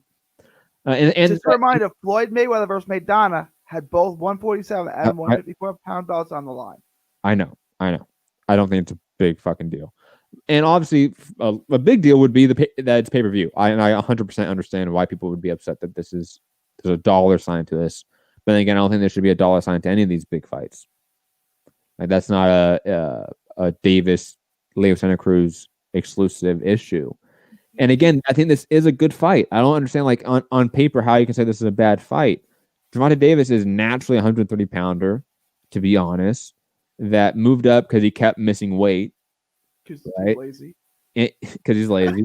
He had 1 fight at the division, so it's not like he's even an established 135-pounder to a degree. Trash in that fight, and maybe he should go back down to 130. Was my guess if he can. And Leo's a Hall of Famer, or at least borderline Hall of Famer. Yeah. I mean, look, people have their disputes. Maybe like it's a borderline. I don't know. I would say he's in the Hall of Fame, or he should be in the Hall of Fame when it's all said and done. And he's a guy that's fighting at 130. That was Gervonta Davis's division. Like that to me, like it's not an issue. And plus, I do think this is a fun fight. Like I don't see how this is a bad fight. I mean, who else would you want Gervonta Davis to fight realistically. It would be like the Tevin Farmer fight. I think everyone that wanted that one and that were like defending Tevin Farmer, I think were made to look a fool. Joe Diaz would be a fun fight, but that ain't gonna happen, right? You know, like yeah. Diaz is having issues with his own promoter for fuck's sake, right? So like the fights would be Gary Russell Jr. at 130 or at 135. Teofimo Lopez or Lomachenko. Yeah, and I think that this fight is a great in-between fight. We weren't going to get Loma versus Tank. We weren't going to get Teofimo Lopez versus Tank. We were going to get Loma versus Teofimo Lopez. That fight was going to happen first. Yeah. Right? We weren't going to get Devin Haney versus Gervonta Davis. You think Eddie Hearn is going to put Devin Haney up there with Gervonta Davis right now? Really? The dude hasn't fought a single top 15 guy in his entire life.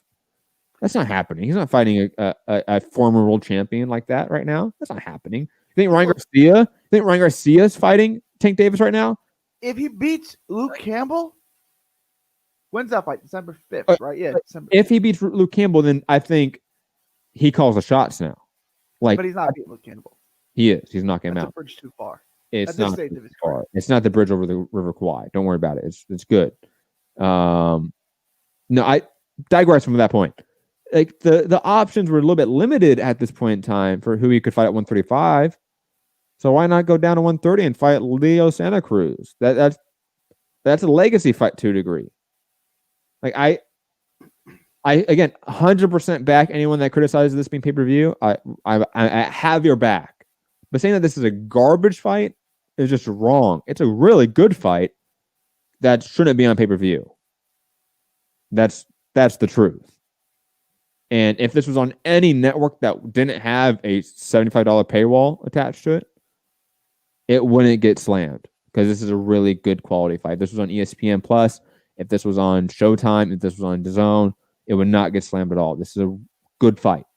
It is. And some would say, especially depending how this fight ends up and what each guy does after it, of course, this might end up being like a great fight for their legacies.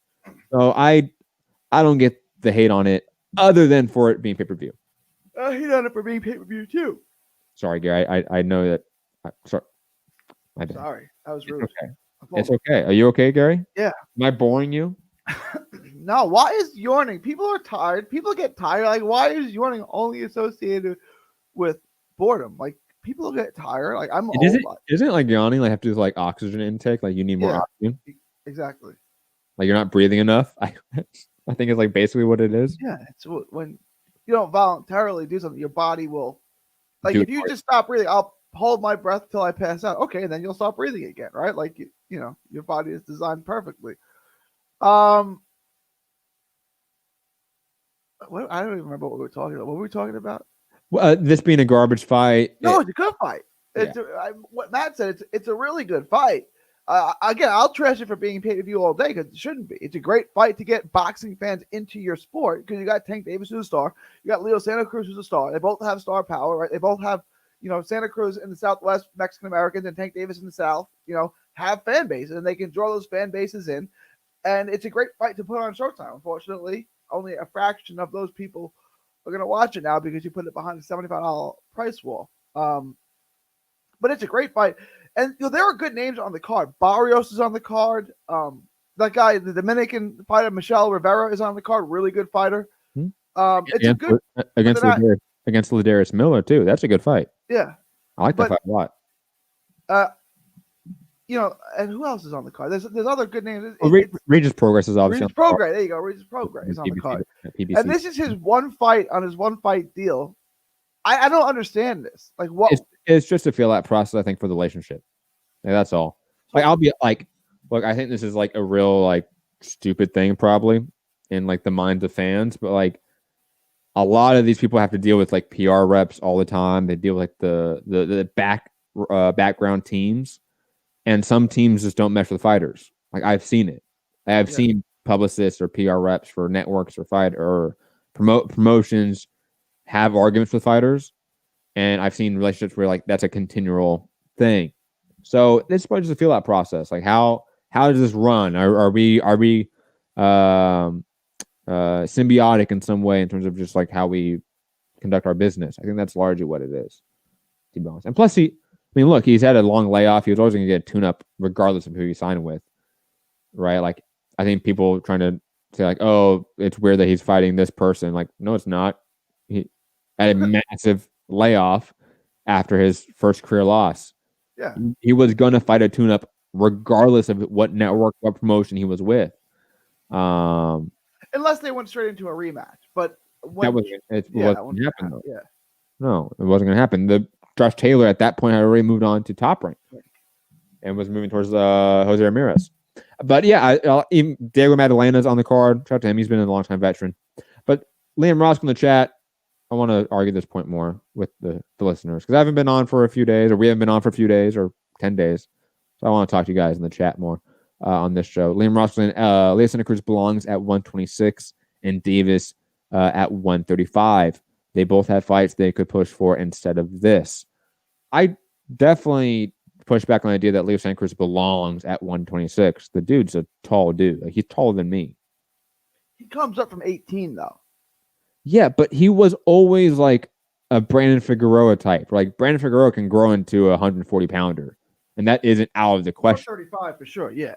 You know what I mean? Because of his height, because of his size. Like, that dude is, like, genetically freakish. Like, it's Sebastian Fundora to a degree, right? Like, that was Leo at 118. Leo was a freak in those divisions, man. He belonged. The idea that he doesn't belong at 130 is ridiculous, in my opinion. It's not, he can fight there and it's fine, but it isn't his best weight class, right? Like, I always say you should fight in your best weight class, unless you're Floyd Mayweather, who should have fought his whole career at a size at 140, but why would he? I don't think it matters. Who cares who's the best weight class or what's the best weight class? Leo Santa Cruz can absolutely beat up people like Jamel Herring and win fights against people like Miguel Pichel at 130. That's not out. Pichel would be so much fun. Let's put that in Mexico. Let's do that next. I would fucking love it. Yeah, I don't know that he beats Pichel. Here's the issue. Like, Liam would probably think, well, why didn't that fight get made? Well, Liam, Top Rank doesn't want that fight to get made. They're trying to get Oscar Valdez versus Miguel Pichel. That's the fight they've been negotiating for months now. Is that, did that get made? Is that done? Is it done? I don't know. I feel like that got done recently. It might since we've been off the air. It might be done. I forget. But regardless, like those like fantasy fights we kind of want, especially like fights that we all want, I want, were not feasible at this time because they were looking for other options. The fighters that you probably were mentioning these weight classes, Jamel Herring, for example, is not fighting Leo Santa Cruz. He's fighting Carl Frampton next.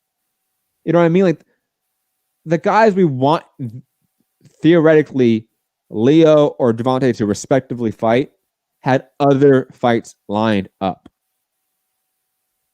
So it's not, I don't get like the idea of pointing the finger at Tank and Leo and saying, how dare you guys make this really fun, great fight when other fights that we wanted couldn't get made. I don't get that. I think that's a very narrow way of looking at this issue. If you want more cross-promotional fights, then we have to create systems that push for cross-promotional fights. We don't have those systems, or in theory, we have the systems. It's called a purse bid and like mandatory and stuff like that. But those don't get enforced, right? But like, if those systems were reformed in some fashion, absolutely, we would get more cross-promotional fights. But think about this: all the fights also mentioned for those respective guys, Miguel Pichel, Jamel Herring, those are really fun fights in their own sort of independent sort of side, right? Like, Herring versus Frampton's a fun fight. Pichel versus Oscar Valdez is a fun fight. Loma versus Teofimo Lopez was a great fight. That wasn't particularly close. It was. Ryan Garcia, Luke Campbell is a great fight. So like, that's where like I don't also like see the big issue, because everyone's fighting good fights right now in sort of this weight range right now. The people that aren't fighting good fights are at 126. Let's be honest about it. 126 is floundering to a degree due to not Devontae Davis, sorry, slip of the tongue. Gary Russell Jr. and kind of like Josh Warrington, I think not really like wanting that fight to a degree as well. But like 130 and 135 are popping off in great ways. And Gervonta Davis, Leo Santa Cruz is absolutely a part of those fights, like being good. Like, all these fights are fun. Like, if you're going to hate on Leo versus Tank, then you got to hate on these other fights because you think those fights aren't good enough and they should get broken up, right? Like, what other fight do you want? Like, you're saying Leo Santa Cruz versus Gary Russell Jr. and Davis versus Romero. I don't want to see Davis versus Romero. What the fuck? And Leo Santa Cruz versus Gary Russell Jr., I don't want that fight right now. They didn't want that fight. You know what I mean? Like, that's where I don't get it. Like, those respective parties continuously did not want that fight. So they went on to have other fights. So I don't get it. And this is a bigger challenge, I would say, for Leo than Gary Russell Jr. Am I wrong in saying that? It's a bigger challenge, yeah. I mean, because he's fighting big. So are we gonna hate on Leo for taking a bigger challenge? No, you can't hate on Leo. That's ridiculous. And this isn't like a Kell Brook Triple G situation, right? Like this is a fight Santa Cruz. He's not drastically outsized. I mean, he's a tall, longer fighter. Look, Tank Davis is a 130 pounder.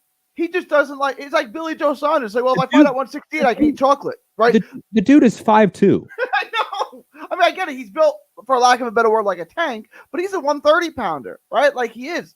But it's like when Billy Joe said, well, if I fight at 168, I get to eat chocolate. Like Tank Davis, like, if I fight at 135, I don't have to cut that much weight. But it's not like Carl Frampton is bigger than Gervonta Davis. Like, I don't think people really get that. Like, I've been next to these motherfuckers. Like, Carl Frampton's bigger than him. Okay, in terms of like size or height, reach, like Leo's already fought people that are like Gervonta Davis size. Like, this isn't an issue. I don't get it. The only issue is that it's pay-per-view. That's the only issue with this fight. And the other issue is how cold it is outside. The last 2 days, today and yesterday, were the coldest days in the history of Dallas in the month of October. They're the coldest days in recorded history for all of October. Is your weekend like ours where it's going to be 80 plus degrees though? So it starts to warm up tomorrow, and then we're into the 60s, and then back to the 70s by early next week. 60s I can deal with. 70s is ideal, which is what Matt has year round. We have like 60, like low 60s these last few days. That's fine. I can live with that. But it's cold. I mean, comparative to what it's been cold, right? We had 40 yesterday in Texas in October. 40. They had to have the ceiling at the baseball game at the World Series closed. And today, maybe it hit 48 or 50. That's cold. Yeah, that's no good. That's not fun. I could have stayed up north for that. That's what Rob probably thinks 50 is nice. It's 50 and rain. I'm having what Rob has every day. Look, I lived in a place where it iced over once. I'll never do it again. I'll never live in a place where it iced over. No. I lived in New York for 10 years. I'd rather have it, dude, 110 than 20 and icy. When I was at the Thurman Garcia fight in New York, right, for Name Redacted's like appreciation night, right? I forget what like month that was. I think it was like first quarter of a year. So like it was still winter months, but like it wasn't iced over. But the wind was so fucking like howling. And it was like ice cold wind. So like no matter what you did, there was some cold air going like in your layers of clothing and you were just getting frozen. It didn't matter. All of us trying to smoke out in front of the appreciation night, freezing. And the wind up there, because you're on a chain of islands, like the wind doesn't blow in a direction. It like blows in a circle, right? So like I was scouting report in high school said I could play the outfield. Yeah, in Texas. Not up there. Because the ball just, like, this is why when people go to New York, they struggle in the outfield, because the ball just whips around. It's like, you know what I'm saying? It's not like it blows right to left. It blows in a circle. And then it's always cloudy. It's like, where's the ball, right? Yeah, and it's always windy. There's never a day in New York where it's not windy. And then it's like I can't track this ball down. Like I can only play third base. I can't play the outfield because that wind is ridiculous. Jay in the chat, and I just want to see Gary Russell Jr. fight anybody. I'm tired of seeing him on Twitter talking about fighting everybody. We all are, man. We're all tired of Gary Russell Jr.'s stick right now. Like there was a point where it was believable when he was talking about how like he was getting frozen out by Leo and Al Heyman, and he was looking to go to other places. Like it was believable to a degree, and then it just became like far too much. I don't know how to describe it, but like it jumped the shark to a degree. Right? Am I wrong in that, Gary? No. Where like now I don't believe a word he says when it comes to like any fight negotiations. I just don't. Oh shit, Gary dropped off. He looks like the Joker. Hold on. Is Gary back? Oh, wait, he's back. Okay. Gary. That was weird, man. You're sounding like you're from South Dakota right there. You know what accent I'm talking about too, like that Minnesota accent. Yeah, like Minnesota, don't you know? Yep. Yeah. Dude, I remember when I went hunting out in South Dakota for the first time, and like everyone was talking that way, it threw me off. Kind of like I didn't know they talked that way. I was like, that's a Minnesota thing, right? I knew enough from like TV and like media, like news, like people from Minnesota had that accent, but the Dakota accent, man, that is something else. That is some hilarity right there. Cold to go there. Beautiful state. Don't go there. It's way too cold. I don't do the cold. It is cold. I don't do cold. It's 50 and I'm complaining. I don't do cold. Gary, can you please refresh your page just by chance? Yeah, it's all weird, right? Yeah. It's okay. Gary's been having internet issues like since before the show started. God damn it. It was near the beginning of March, so Santiago. Yeah, I thought that's what I thought. Yeah, it was like 30 degrees, man. It was fucking cold in New York. I hate that shit. Anyway, let's move on to fights. We've been talking about this shit for too long. The weather is not. We're done with the weather. We're done with the weather, Gary. We're moving on from the weather. That's what old men talk about. I don't know if it's a saying, obviously, like all over the country, but like I know, like here, like the saying goes, like, "Well, how's the weather going?" Right? Or like, "How about them Dodgers?" Like, if that's what you want the conversation, like, just awkward. That's what you say. I would assume you would say something else in like Texas, like, "How about them Cowboys?" How about them Cowboys? Yeah. It's regional. That's what I assume. Digressing though, another fight that's free, or is it free? Actually, ESPN Plus. It's not free, guys. Sorry, $5. For Nao Inoue's top-ranked debut. Is this top-ranked debut or top-ranked U.S. debut? I think it's top-ranked. I don't know, man. It's just top-ranked. That's what they're selling it as. Let's just go with what they're selling it as. It is, because his last fight was against Donaire. Okay, that's right. It is his top-ranked debut. Okay, good. Against Jason Maloney, who just fought not too long ago against in August. Yeah. Right? Maybe July or August, yeah. And had a decent fight against Leonardo Baez. Pretty dominant. Though he was supposed to fight Negrete, but Negrete got sick or something. Inoue was supposed to fight Casamora, and then COVID hit. So there's a lot of other fights that could have happened here for both guys. I'm of the mindset when it comes to this matchup that Maloney will be like, he will look good for the first like round or two. And then it will rapidly change at that point in time. That like Maloney's only path to victory is being on the outside, like being the boxer and trying to create distance and space. But I think Inoue is the better boxer of the two. I think he has better IQ, better shot selection. I think defensively he's better. I think offensively he's obviously drastically better. Like I don't see really a path to victory for Jason Maloney. Like even if he fights his best performance, it's still a losing effort in my mind. Yeah, I can only see a path to survival. Yeah, that's a good way to put it.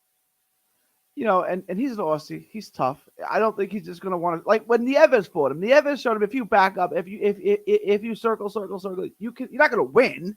Right, but you can win rounds. I mean, you can go. You can't win rounds. You can go rounds. Go rounds, yeah. Yeah. But I don't think that like Maloney's not. Look, Maloney's a good boxer. He's got good skills, but he's not a guy that's getting on his bicycle for 12 rounds. You know, so he'll engage and he'll get knocked out. I say about round 6. And I think he'll do okay. He'll survive up until that point. He'll land some shots, but he'll get knocked out. And I say the middle round, so I'll go with round 6. Yeah, I see it kind of early. You know, between like 4 and 8, let's say. Depends how sharp Inoue looks. Like it's been a long layoff. He had the broken jaw or like fractured jaw, right? So like he's coming off an injury too. There's some things there too. It might lead to Inoue being a little bit slow at the start, and that could allow Maloney to survive, if not to the decision, at least longer, right? But again, I see kind of one-way traffic and being overall a coming out party for Inoue on ESPN, even though it's not full ESPN. In the co-main event, was it Ava? Is that how you pronounce it? Ava? Yeah. Is it? But it's not a V, right? Is it just the WV? Is it one of those? I think so, yeah.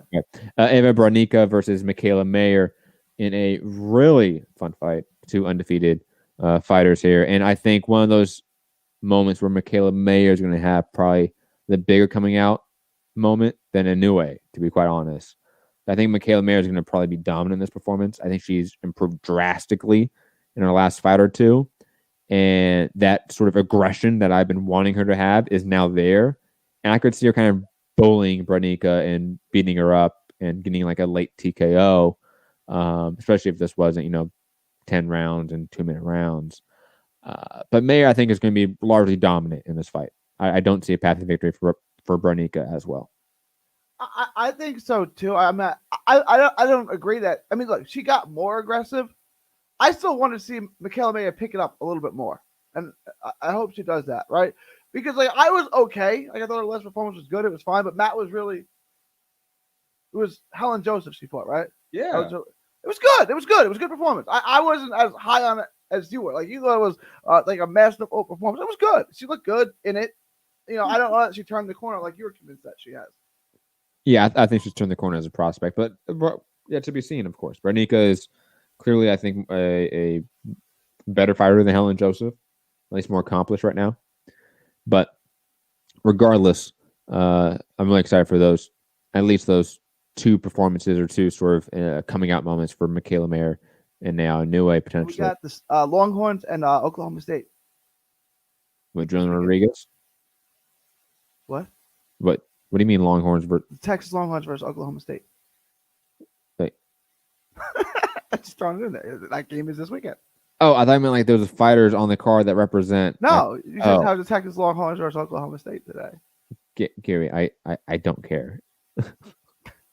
You know this, and it's horns up. I should not admit this like publicly, right, Gary? The only segment of the World Series that I watched of my home team winning was the last pitch, and it was the highlight of the last pitch. And the only reason I knew that is because I was here working on the documentary, which I have to fucking edit still. That pisses me off. Goddamn YouTube and its copyright shit. I could hear the massive amount of fireworks around me, right? So I walked outside, watched the fireworks for a bit, walked inside, saw the highlight of the pitch. I was like, oh, they won.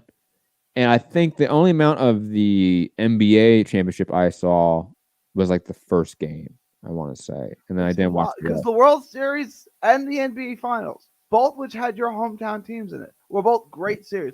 Like this World Series was phenomenal. Like games, so it was 4 and 5. Oh, they were great. They were great. Did you see how Game 4 ended? I guess not. Like you didn't see the highlight. Did he really just asked me that? I Betts just told you what I've watched. the ball, right? They're coming home. He falls down. Like first, a guy hasn't got an at bat in the whole playoffs, the whole postseason, gets a pinch hit, delivers a soft line drive. That Betts, the best player in baseball, maybe boots the ball. Did you see the home run? Oh, you didn't see the home run. Betts hit a bomb to make it 3-1 yesterday. And then there's a play at the play where he falls down, gets up, and dives home. It's like, wow. Dude, the last time I remember Mookie Betts, like actually watching him play, I was in college at the time, and he was with the Red Sox. Yeah. Right. He hit a home run in the 2018 Game 7 also. Yeah. The reason why I didn't watch any of that is because I've just been really sucked into this production of this documentary episode, to be honest. Like it's been months of like reading and research and everything like that. That's just taken up my entire life. Like I don't play video games anymore, Gary. Let alone like, watching the NBA. I've been just you saw what book I had to read next or the episode, man. Like it's just a lot. It's really intimidating. But yeah, just a quick reminder for anyone listening right now: the next documentary of the next episode of the documentary series "History of Socialism" on our other channel will be coming out hopefully tonight. I just need to re-edit one part. We got hit with 5 copyright claims on the documentary. Shout out to YouTube, but only 1 blocked in certain countries. I'm okay with a monetization claim, which just basically means that the companies that own the rights to the movies that I take clips from, they just take the ad money. I'm okay with that. I make no ad money from that channel anyways because it has 50 subscribers. So I'm okay with that. But when it gets blocked in certain countries, that's an issue. So like I need to fix this. Well, it depends what country. If the country has like 100 people in it, I mean. Yeah. But what that does is that it for some reason when that happens, it makes it to where if like you share it on like social media, okay, it'll show up like almost like not available. Yeah. And you have to actually click on it and go to YouTube to watch it, and that's an issue. Like that becomes where like it does hurt like sort of trap. Like it got banned in parts of the U.S. Well, what part? Well, Guam. Well, there's 50 people who live in Guam, but I see what. There's more than 50 people that live. I understand there's more than 50. Scott, you got to cool it on going after my co-host or my guest on the last show. I don't know why you like having this weird like trolling thing about Who's her. he going after? I had a guest on my last political show. Her name is the Wendy Nerd. She's really good. Follow if anyone wants to check her out. But like Scott Brown was like really weird in the chat for that show. Like weird things that a weird guy would say to a girl, like that type of stuff. Yeah. Okay. Yeah. So Scott, just I don't know, man. Talk to girls in real life more or something. I don't know what it is.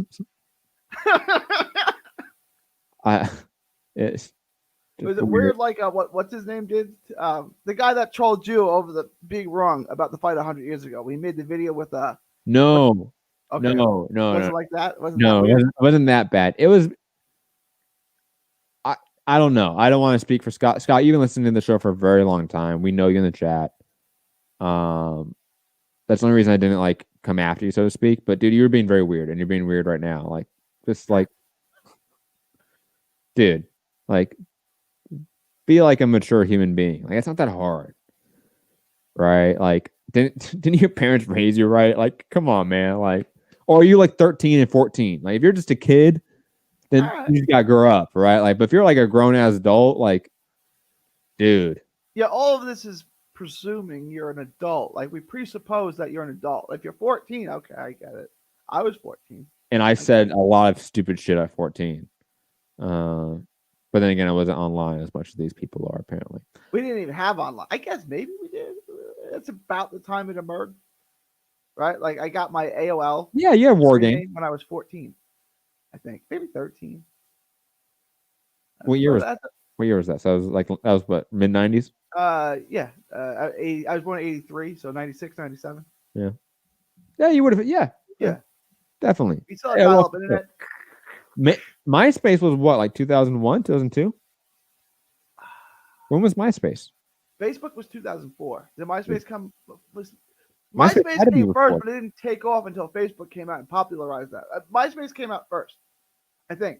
God, I'm trying to remember now. I remember my MySpace. Oh my God, that was my punk stage. Anyways, moving on. What else on this card? Jared Anderson, the heavyweight prospect, is on the card. Julian Rodriguez versus Jose Rodriguez. Whatever. Whatever. And like Jared Anderson, like he's one of those like heavyweight prospects. I just don't get. I think he's good. Like it's not like he's going to be heavyweight champ tomorrow, right? Like how old is he? Like 20? Give him time. There's talent there. There's a lot. Again, maybe it's 7-8 years till he's fighting for a heavyweight, but there's talent. He is 20. Okay, I'll give him time then. I'll give him time. I thought he was a lot older for some reason. No, he's 20 years old. I'll give him time. That's absolutely the case, especially at heavyweight. Not everyone can be like 21, 22 and be like Daniel Dubois, right? Exactly. You can be a champion right now, for fuck's sake. That's just not reality for everyone. Like not everyone can be Teofimo Lopez and beat a pound for pound top 3 guy in your like 15th fight. Brandon Figueroa, right? Like guys like that, next level guys. Dude, he Figueroa got a draw with like a top 10 guy, top 15 guy, who was 2 weight classes bigger than him at the time. Oh wow! Ooh, who gives a fuck? How old was when he knocked out Oscar Escandón? Sorry. Repeat that again. How old was Figueroa when he knocked out Escandón? 20, wasn't he? Are you comparing Escadon to Lomachenko? No, but he was 20 at the time. Lopez is 23. Right? So I'm saying he knocked out Escandón when he was 20. Like Eddie Hearn would say about Devin Haney, he's 20. He is 20 years old. Like, that's impressive stuff. You're just a Figueroa hater because of how good he is. No, because of you being a let's be honest. Scott, I may have to time you out again, bro. Like, you're saying it now in this chat too, what you said on that show. I'm not even looking at the chat. It's I'll say it for those that listen. Like, he asked my co-host, because my co-host was talking about how, I forget the context of it, the medical cost for having a child, going to labor, how much that all costs in terms of pure medical costs at the hospital. And he made an offhand comment about how much it would cost to get her a white baby or something like that. It was just weird. It was stupid. And I don't know. Again, that just sounds like a weird fucking comment. It's Scott, I'm gonna put you. Oh, I thought he was making weird sexual comments to the lady co-host. No dirty comments. I think from what I remember, I think he did at first, but then he stopped. Didn't work, so he got pissy. He got a little pissy, I think. Yeah, he didn't punch her in the nose and kick her dog like Kovalov, though, right? No. And again, the context of that conversation was a very serious context. And it was how much could you sell your baby if it was white? Was basically the comment. It was dude, what the hell are you saying? It just, again, weird.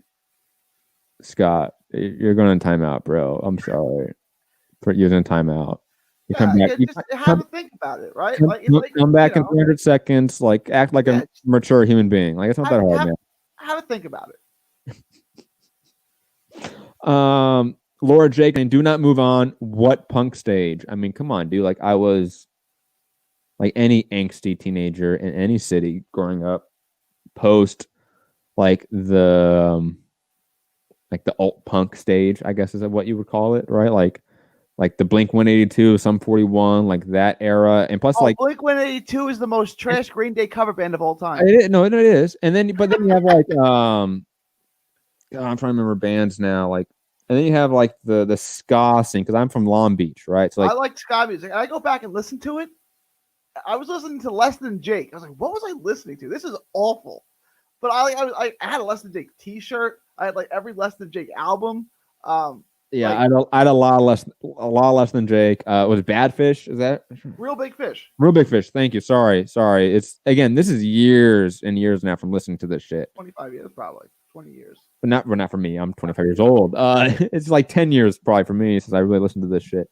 And no, I did not have painted fingernails and colored hair. I was not that type of punk. Okay, I was definitely at one point the spiked up hair punk with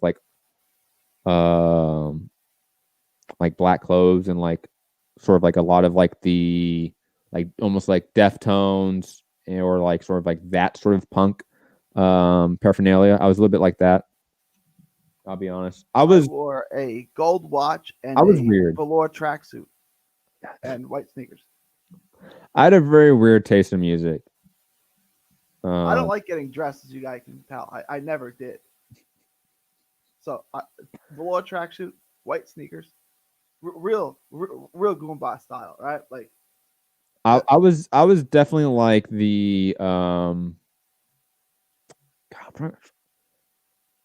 the hipster punk. I'll say that, the hipster punk stage, or era. I definitely I lived in that era for years. That was a good era. That was fun. Have you guys ever watched the Sopranos and you see how Paulie Walnuts dresses? Quickly, hold on. Fuck this type punk. Absolutely. Anti-Flag is one of my favorite bands of all time. Great band. Great political punk band. And obviously Rage Against the Machine I wouldn't count as punk, but Rage Against the Machine is absolutely one of the most influential. Rage was great. But they're not punk. No, they're phenomenal. They're I put them on my list of top 5 American rock bands. and bands that are absolutely musically better than the Beatles, which I never understood. Yeah, Gary, Rage Against the Machine was better than the Beatles. Gary, look, did you not remember my conversation with Foo and Rob in the group chat about who has produced more for the music industry or changed the music industry more, NWA or the Beatles? Do you remember that conversation in the group chat? No, I don't. That's a great question. You could make a good argument on either side of that coin. That's a really good argument. Yeah. That should be a debate show. Rob got mad. Rob got mad. You took the NWA side, and then of course. Oh, Foo loves the Beatles. Yeah, Foo loves the Beatles too, because Foo's like a little like folk style rocker. His little acoustic guitar loser. I want you guys to have that debate on News Trending Now Network. That's an interesting debate. Like, I don't even know who I'd pick in that. That's an interesting one. NWA has allowed for the freedom of musicians more than the Beatles. That's just cold hard facts. Like the Beatles never had to deal with the entire U.S. executive apparatus, right? Trying to cut them down. Like Elvis, they tried to censor. Like the Beatles were absolutely funded by the CIA. Let's just be honest about it. I'll say it. I've never heard that before, but I'll say it. I like it. I don't know if it's true. I just said that. I have no idea if that's true, but now I'm looking into it. Didn't you remember? I think it was a Scorpion song. Was like Dust in the Wind? No. Wheels of Change? What was it? What was that famous like Scorpion song that came out in the 80s? You remember what I'm talking about, right? I've seen the Scorpions in concert too. That's hilarious. But anyways, that song, that very famous song they have, I can look it up fast if you want me to. That song was like found out to be 100% produced. I mean, 100% in more of a back doorway by the CIA as like a op against East Germany, because obviously this was during the 80s, like towards like the end of like Eastern Germany, and like the end of the Soviet Union and stuff like that. So this was an attempt to like galvanize Eastern Germans to like want to like revolt against communism. And I shit you not, there's a podcast series that actually detailed this in like great depth that I'll send you a link. It's fascinating. It's insane. But anyways, Offspring by Liam Roscoe saying in the chat. Yes, I was a huge Offspring fan. Offspring, which is interesting because we talk about Offspring and Keep Them Separated. Mm-hmm. Hey, that was my walk-up song in every game except for one where I used the Rage Against the Machine song, Rally Around the Family, Pocket Full. What was the name of that song? I don't know. Okay. I'm trying to use that song once and had like the worst game ever, so I went back to the Offspring after that. Yeah, Wind of Change. That's the name of the Scorpion song. That's a CIA op. Just letting everyone know that. No, I mean, the Offspring was amazing. That's one of like, in terms of like that era of music, of like the Blink-182, Sum 41, Offspring, all that era. Offspring are probably one of my favorite. Oh my God, Liam, you're probably like around my age, I bet. Same Bad Religion, Clash, Dead Kennedys, Yellow Card, Newfound Glory. Yes. All of those. Neil the Security is saying, what about Korn? No.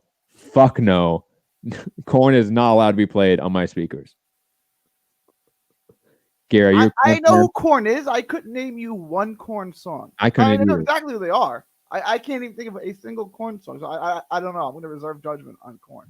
Jay, you don't know who Dead Kennedys are? Or like Yellow Card? Yellow Card had massive. I don't know Yellow Card. What? Yeah, I've never heard of They had massive hits in the early 2000s. Oh my God. Newfound Glory, I understand people not knowing. They're a little bit underground. Clash is big though. People should know who the Clash are. Bad Religion, I think, is a big band, relatively speaking. Yeah. Damn. Jay, you gotta listen to this shit more. Listen to some white people music. That, like, hey, like late 90s, early 2000s is an underrated era for white people music. Just want to say that right now. Alt rock, underrated genre of music. Yeah, that's good. It was just grunge. I could never get into like Pearl Jam. It's like, okay, if I'm gonna listen to rock, I wanted to, I don't know, rock. Like Pearl Jam. Like I never got that. Like Pearl Jam is listen to rock music and be depressed. Like it was like chick music, Lilith Fair music to a rock guitar. It's like this is not good. This is not good at all. And it was you, like Nirvana. I didn't like one single song Nirvana ever made. I love Nirvana. I'll be honest. They're the few that kind of make it through that grunge phase that I like. I'll be honest, and that's largely because like they were the biggest. So like if you grew up post that era, where like Kurt Cobain was like immortalized after his suicide, of course, or death, or however you want to look at it, depending on all the different documentaries that have been released. You couldn't help but like Nirvana. Like it was just like the holy grail of music at the time. I imagine it would kind of be like if you were born and raised like in the 70s, like you had to like the Beatles, you had to like Led Zeppelin, you had to like a lot of bands because that's just what everyone told you to like. Even though those bands are, obviously exponentially better than Nirvana. If you like the Rolling Stones, then you don't like the Beatles, right? No, Rob likes both. Okay. Who likes both? Now, normal, sane people that aren't fanboys, of course, we agree that, the Rolling Stones are obviously far better. Way better musically. Yeah. And just have more fun music. I like a few Beatles tracks, I'll be honest. I think they've made some obviously good albums, like just from a obvious, like objective musical standpoint. It's not my type of rock. It falls into a lot of 60s rock where it's too slow. Most of the time, I feel like it's too slow. It's again a little bit boring to me, if that makes sense. Yeah, I don't think musically. Look, they're good. I don't think they're that great. Like I don't get it. Like Pink Floyd is better musically. Guns N' Roses are better musically. Led Zeppelin, the Rolling Stones, they're all way better musically. I understand the Beatles came first. Okay, check, got it. Okay, but they weren't the first rock band. Elvis came before the Beatles, right? Like. They're not that good. Like I'm not saying that they suck. I'm not saying they're Blink-182, but they're not that good. Like I don't get it. Like I don't get what like all these millions of people got. Like I don't get it. Calvin in the chat saying Dropkick Murphy is still one of my favorites. I feel like they got overplayed a lot. There's another band like the Dropkick Murphys that I got really into. I'm trying to remember what the band was now. God, obviously I've done far too many drugs. I'm trying to remember what it was. Dropkick Murphys in the boxing game. God, hold on. Let me look this up now because there was a band that was, again, like Dropkick Murphys, but they were just far. Oh, Flogging Molly. Yes. Okay. Calvin in the chat. If you like Dropkick Murphys, check out Flogging Molly. Okay. Drunken Lullabies. What's Left of the Flag. These are some really good songs. Okay. They're better than Dropkick Murphys, in my opinion. You get some people like mentioning like the Real Mackenzies, but no. Flogging Molly, if you want that style of music, you gotta go after. Yeah, but Flogging Molly doesn't promote boxers like Murphy's Boxing does. Neil the Security saying Marilyn Manson. I was never a fan of Marilyn Manson. No. Not my style. Liam Rossman and Dave Grohl is one of the greatest, most underrated musicians ever. I think he's a talented musician. I just don't like most of his music. Foo Fighters were the best thing that ever happened to David Grohl. And I hate Foo Fighters. Way better than Nirvana. I'm just not a fan. Not a fan. Sorry. I think Foo Fighters is like super vanilla. Like they're more vanilla than like Red Hot Chili Peppers. I like Chili Peppers a lot. I like them too. Okay. I'm not saying that. I'm not saying Red Hot Chili Peppers is bad. But they're definitely more of a vanilla rock style. The Chili Peppers? What, you think they're not vanilla? They've been used on far too many commercials for me. I'm sorry. Okay. I've seen far too many like Ford commercials where it's like their music playing. That's fair enough. Yeah. That's kind of like the that's why like Dropkick Murphys I don't like so much. They are commercialized way too much. I'm definitely that snob musician like fan. They're like, oh, people like you? I can't like you anymore. Sorry. I liked you when people didn't know you. Like, I'm that asshole. I will perfectly admit that. That's why I like obscure shit. Like, Anti-Flag is one of my top 5 bands of all time. I guarantee you there's maybe one person in this entire chat that knows who Anti-Flag is. But they know who the Allman Brothers Band is. No one cares. That is some boring ass shit right there. And Guns N' Roses are the two best American rock bands of all time. That's just like categorically untrue. Your It's so passion. good. Jay saying, "What the fuck is a Dropkick Murphy?" Shipping out to Boston. Yeah, you've heard that.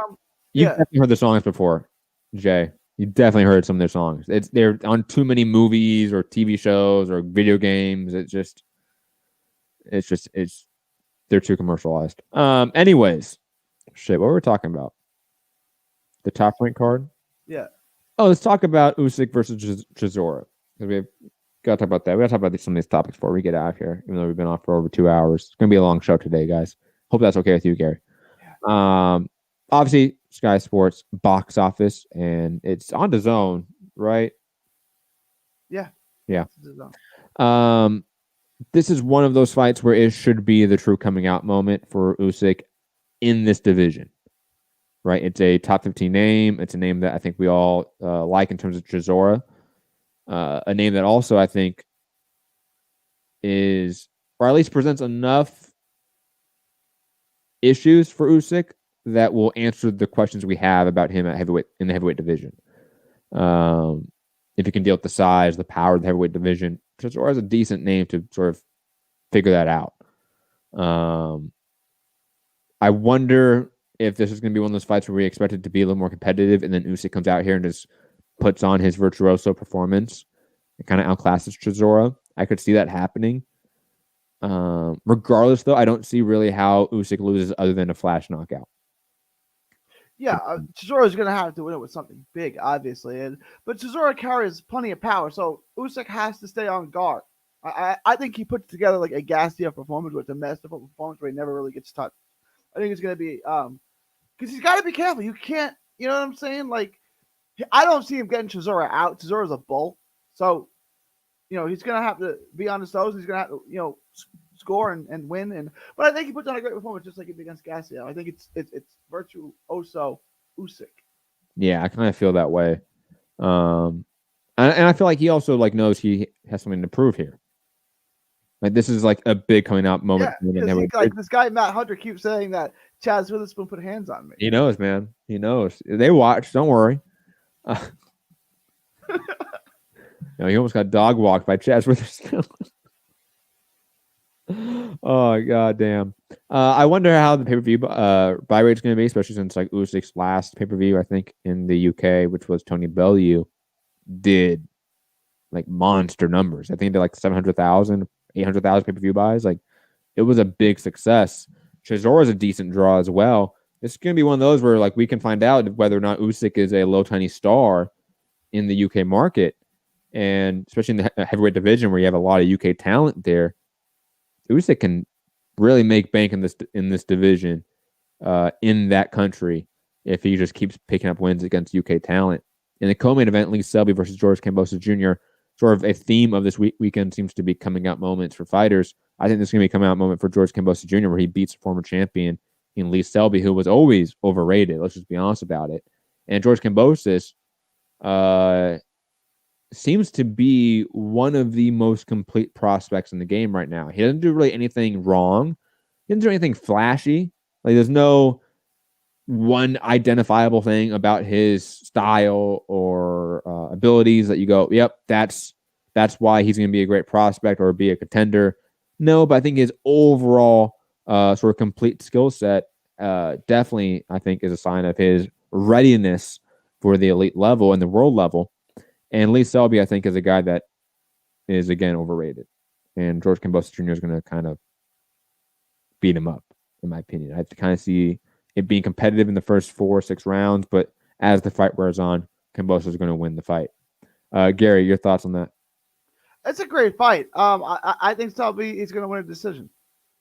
I love how Matt hyped Kambosos up so much. I don't think Selby was overrated like Matt does. Who did he Nobody. beat? We did this. Nobody. We did this. He beat nobody. We did. We did this whenever we did a show. Oh, whenever the fight was announced, we did this. Jonathan Barros, Eduardo Ramirez, Eric Hunter, Fernando Montiel. I mean, that guy was 100. He was good. He was 100 years old when they fought. Ivani Gradovich. There you go. The murderer's row right there. Lee Selby. Murderer's row. The Welsh Mayweather guy. The Welsh Mayweather. No, I think Selby's gonna win. I'll take Selby on points. And what else? What other fights do we have on the card? We also have Savannah Marshall versus Hannah Rankin. That's a good fight. That's a good fight. I think Savannah Marshall's probably gonna win. It's a good card. And Dave Allen versus Christopher Lovejoy. Is that the son of the pastor on The Simpsons, Pastor Reverend Lovejoy? Yes. Yeah, that's his kid. Yes. The Zone nowadays has obviously been able to make a cartoon character come to life and have a son. That's what happened to Gary. Is that his real name, Lovejoy? That's his real name? That's his. I mean, that's what it says on BoxRec. I mean, I'm sorry. I'm doing the fucking robot thing with BoxRec. I have to click the stairs. God damn it. I've had to verify myself at least 24 times on the show, guys. Is this a thing that BoxRec has to keep you on your toes? Are people logging into other people's account and checking the records of fighters? I don't know what that would do, though. Like, why do you need these extra safety measures for this shit? I don't. I get that you can go on in BoxRec, like people, there are official BoxRec people who go in and update the fights, but we can't do that.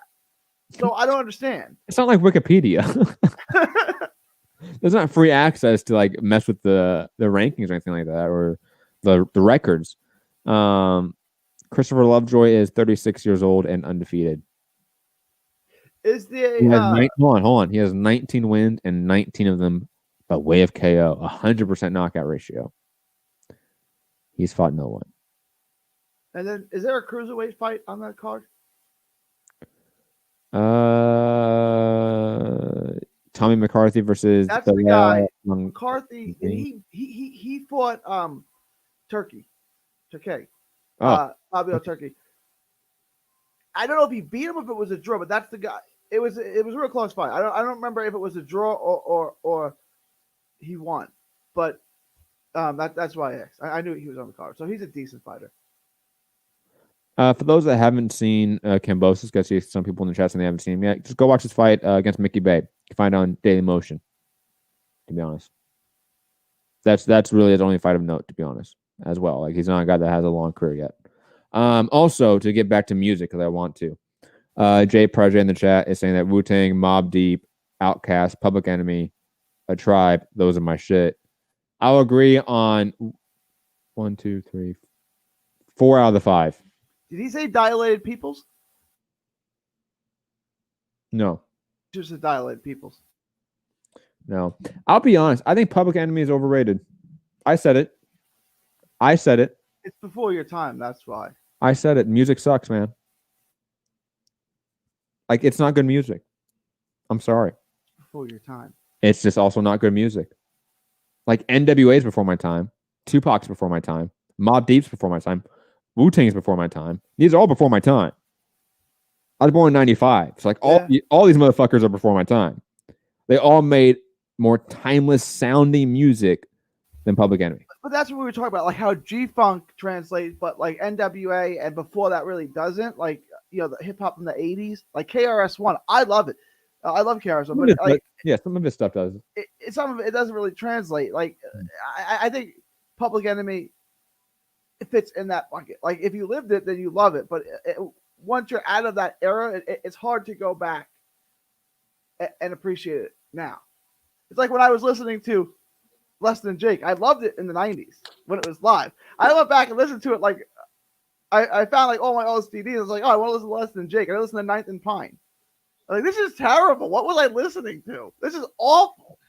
Oh my god! Come on, Neil is security saying massive G Unit guy. I wouldn't describe myself as a G Unit guy. I'll be honest. Even though I have a lot of their mixtapes on my computer and stuff like that, I am a fan of G Unit. I think Lloyd Banks is severely underrated as an MC. But Dipset, I like their music more. Like, I think Heatmakers is a far better like producing. They have produced better content, I think, in terms of music, in terms of production, in terms of beats.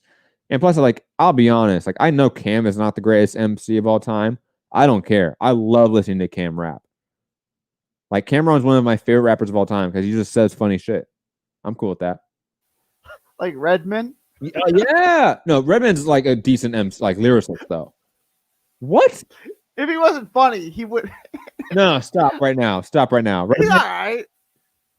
Dude, no. Red He hangs with. He can hang with. hangs with Meth. Okay, fine.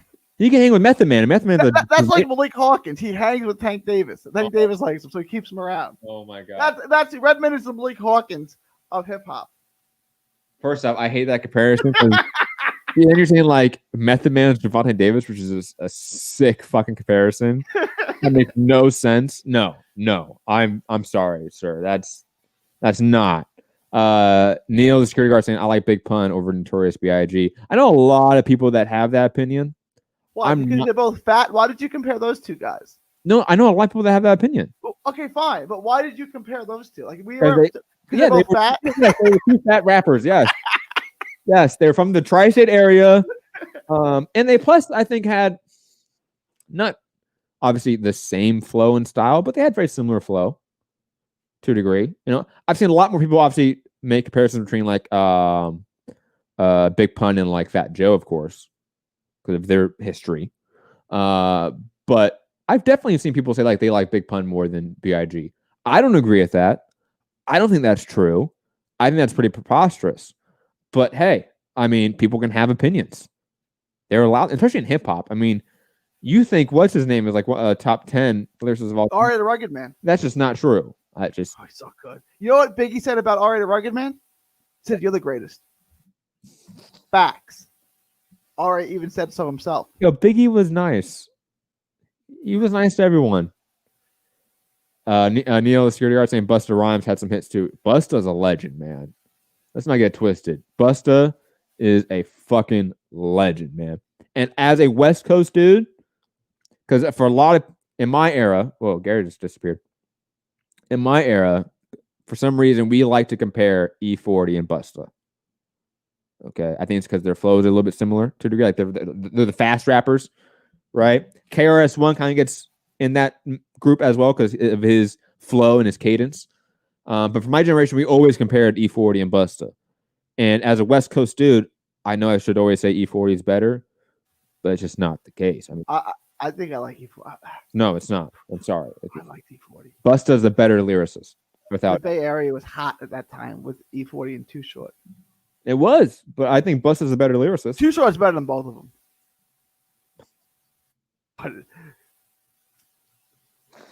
Oh, that's like if I was to say like Mac Dre is better than Tupac. I was just gonna say Too Short's the Bay Area GOAT, but then you said Tupac. I don't think Pac would be considered the Bay Area GOAT. Who would be the Bay Area GOAT? It's got to be him, Too Short, or E40. Who else would be in that conversation? I think E40 would probably be the. Okay. All right, fine. I had to say, I think E40 has been like the elder statesman of that region for too long. You can't take that away from him. Fine. You know what I mean? That's fine. He's I can live with that. He's the OG of that area. It's just clear. Just like I would say, like, actually, it's a weird comparison, but like, who's the best like LA rapper of all time? Well, like, you might have to say Snoop. His longevity, his hits. Yeah. His first album is one of the best albums in hip hop history. Okay, it's a perfect album too, guys. Cube. Why did you even say that? Stop. Cube did not have the longevity of Snoop. He didn't have longevity, that's for sure, because he did other stuff. But and Snoop has been the elder statesman of LA way more than Ice Cube. Fine. In terms of fostering new talent and supporting new talent, Snoop has always done that more than Ice Cube. That's true. Just like I would say, like, regardless of like your personal opinion about who's the better lyricist, Jay-Z is the king of New York. Why? Because he fostered more talent in New York. Sure, that's fine. But like Nas is way better than him. He's not, though. It's okay. Nas is the GOAT. Did you like his last album that came out this year? I've heard it. Yes, I like it just fine. It's not his best work, and I haven't listened to it. Like I don't really follow anything anymore that closely. Ooh, I like this question. Hold on. This is the type of question I love. Okay. Neil the Security, where would you rank Ludacris amongst all-time best lyricists? I love that question. Why? Because obviously he's not a great lyricist. But Luda is a legend. He has so many hits. Okay. And he had an era where he kind of ruled the South. Let's just be honest about it. When the South was the South and it was dominant. It was post the New York wave, right? Where like the South was clearly taking over. He was a part of that. And I love me some Ludacris. Like Luda, even like his like stupid hits, like what Get Back, right? Get Back, motherfucker, right? That song is amazing. Okay, I'm sorry. I am sorry. Luda is fantastic. And there's also one song that he had that's actually super lyrical. I'm trying to go and find it. But Luda needs more respect. He's not top 50 all time. Let's just be honest about it from a pure lyrical perspective. But if we're bringing in legacy and sort of impact, Luda's high on a lot of lists. We have to be honest about that. He's underrated in terms of impact. Nappy Roots was fantastic. Yeah. Yeah. But that's the joy of hip hop. I mean, you like some hip hop artists. I like others, and then you have like the people that like loved like let's say like the Tech Nine sort of subgenre of hip hop with like Chris Calico and all those people, almost like the ICP adjacent hip hop, but not really ICP hip hop. That like you have those people that only like that style. They will never listen to Jay-Z or Ice Cube or Snoop Dogg or anything like that. That's as long as you don't listen to anything that was made by a hip hop artist who's under the age of 25, then stop right now. Dude, Nas was 19 when he made Illmatic. No, under the age of 25 now. Anyone who's come out in the last few years. Stop. There's no good young hip hop artists. Not that. That's not true. That's not true. Don't be that old man. All right, I'm being that old man. I will say this though. There's a lot of older acts that are still putting out amazing like works right now. Like Royce is still putting out quality fucking albums. Like he had an album that came out in January this year. That's still album of the year, honestly, or at least close to album of the year.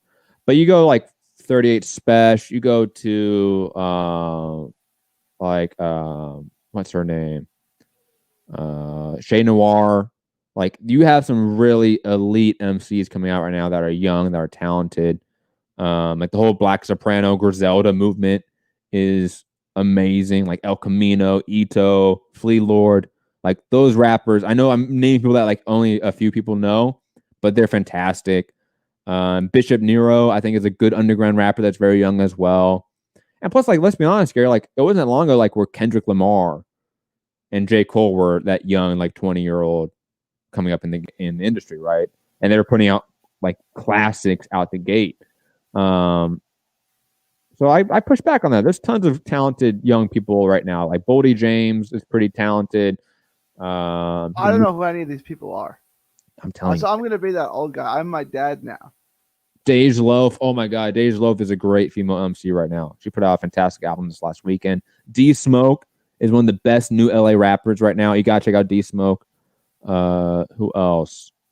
I said El Camino. I said Ito, Flea Lord, Freddie Gibbs, but he's kind of old.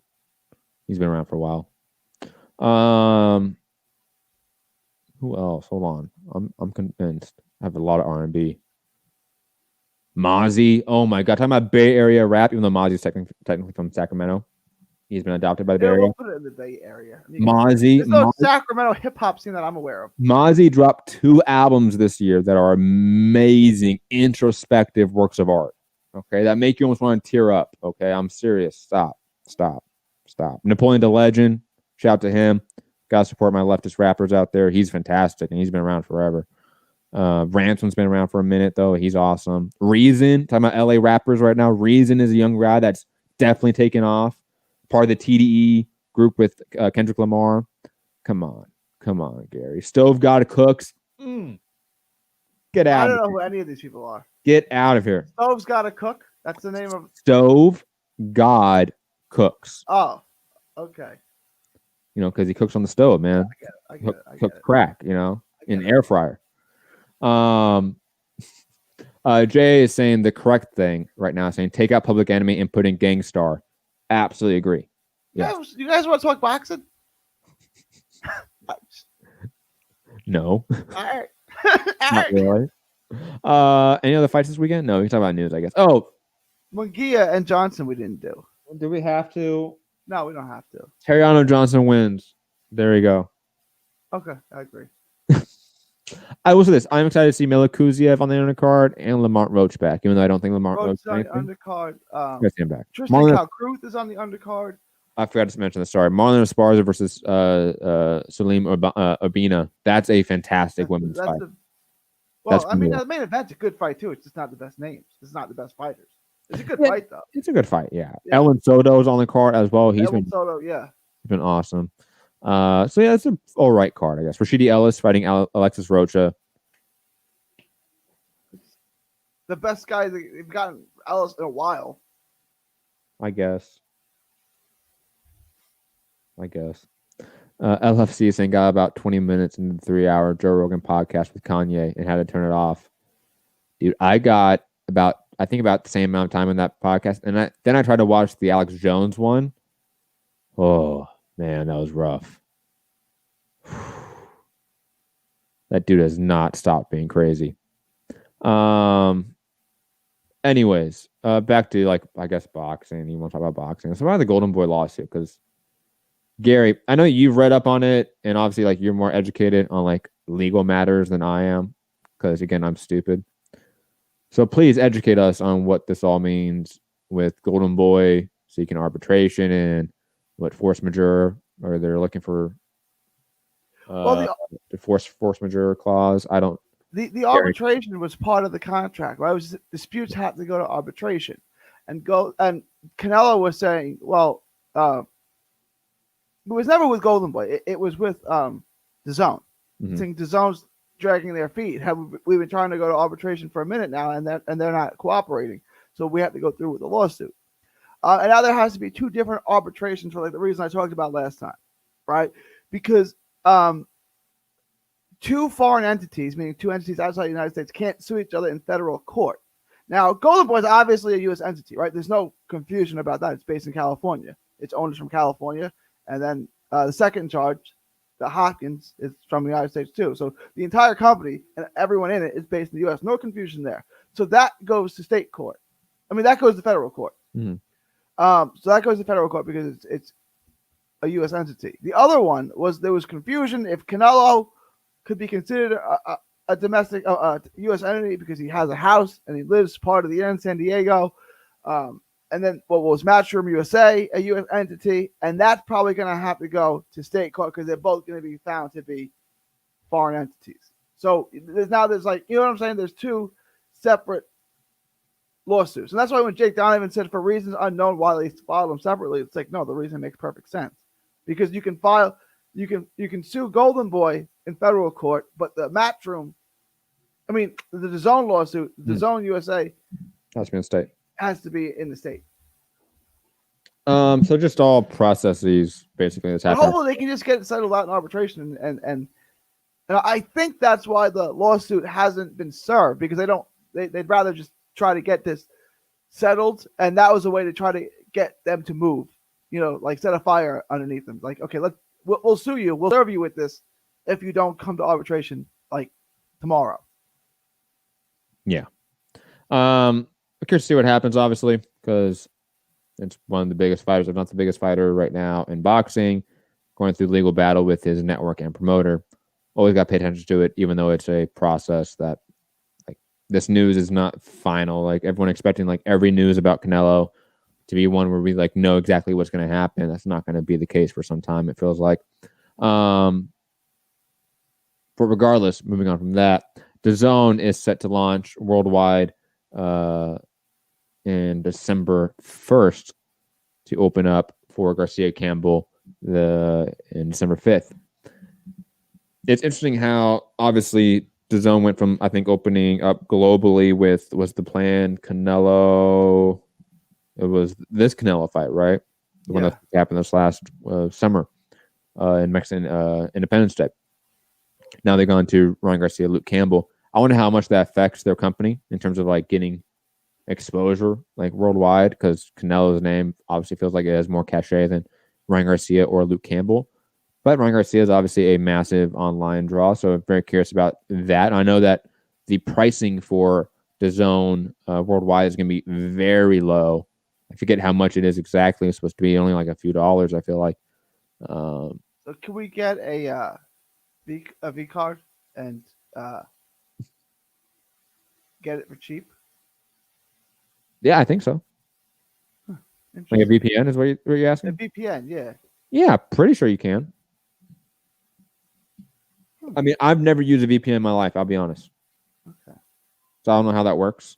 You get a code. It flashes the code. You put the code in, right? So it's just like a little thing, and it has like a 6 letter, and every few seconds it updates and changes. And it'll ask you for that code. Yeah. Seems like a lot of work. That's way too hard. It's like when Rob gets mad that you texted him the link to the show instead of emailed it to him. Because now he's got to like send it to himself, and that's like 8 seconds. Like I don't have that to spare. Dude, I get it though, Rob. I'll be honest. That's why I email it now. Because once you said like it's too much work, I'm like, you know what? I get it. I know it's not really, but it is. So like, I'll do it. I literally do it from on my phone to walking to my office to do the show. That's okay. If you're that busy, you gotta loosen up the schedule, man. Really.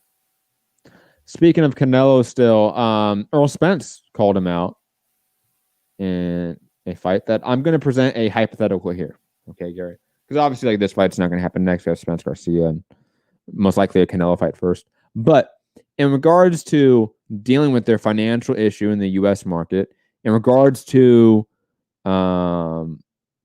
getting wider exposure for the brand, and also getting a premier opponent for Canelo, doesn't a Spence fight kind of like knock off all those boxes for DAZN?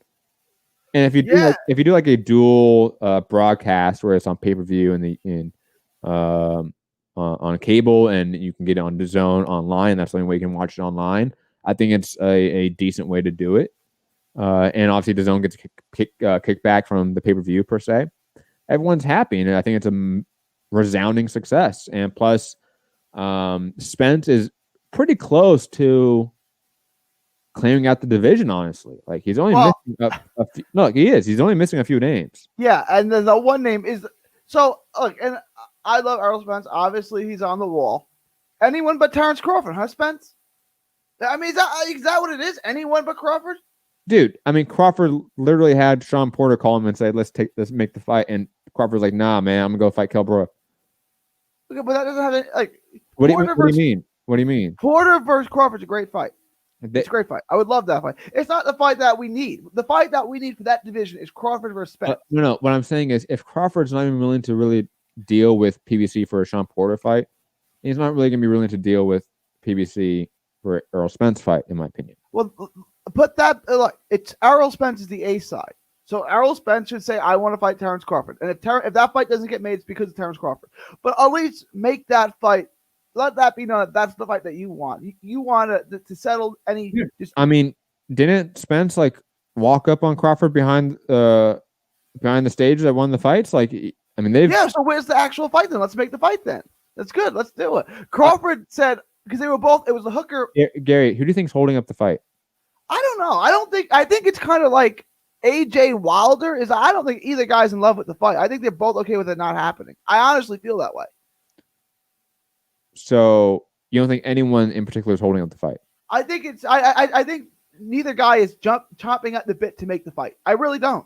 I think they're fine taking big paydays and fighting lesser fighters. I really do.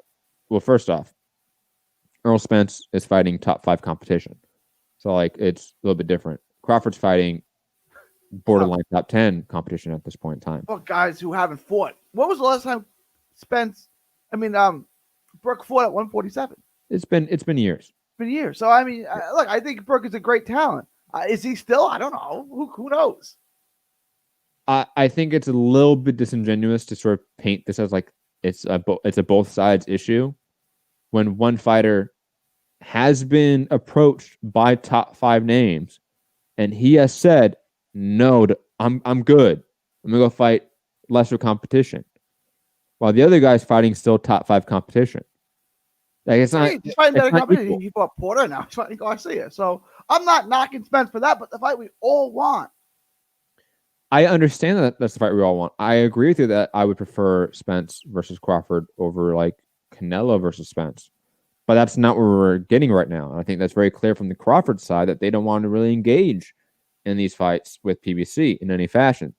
They want to keep things in-house, or at least as in-house as they can get to a degree.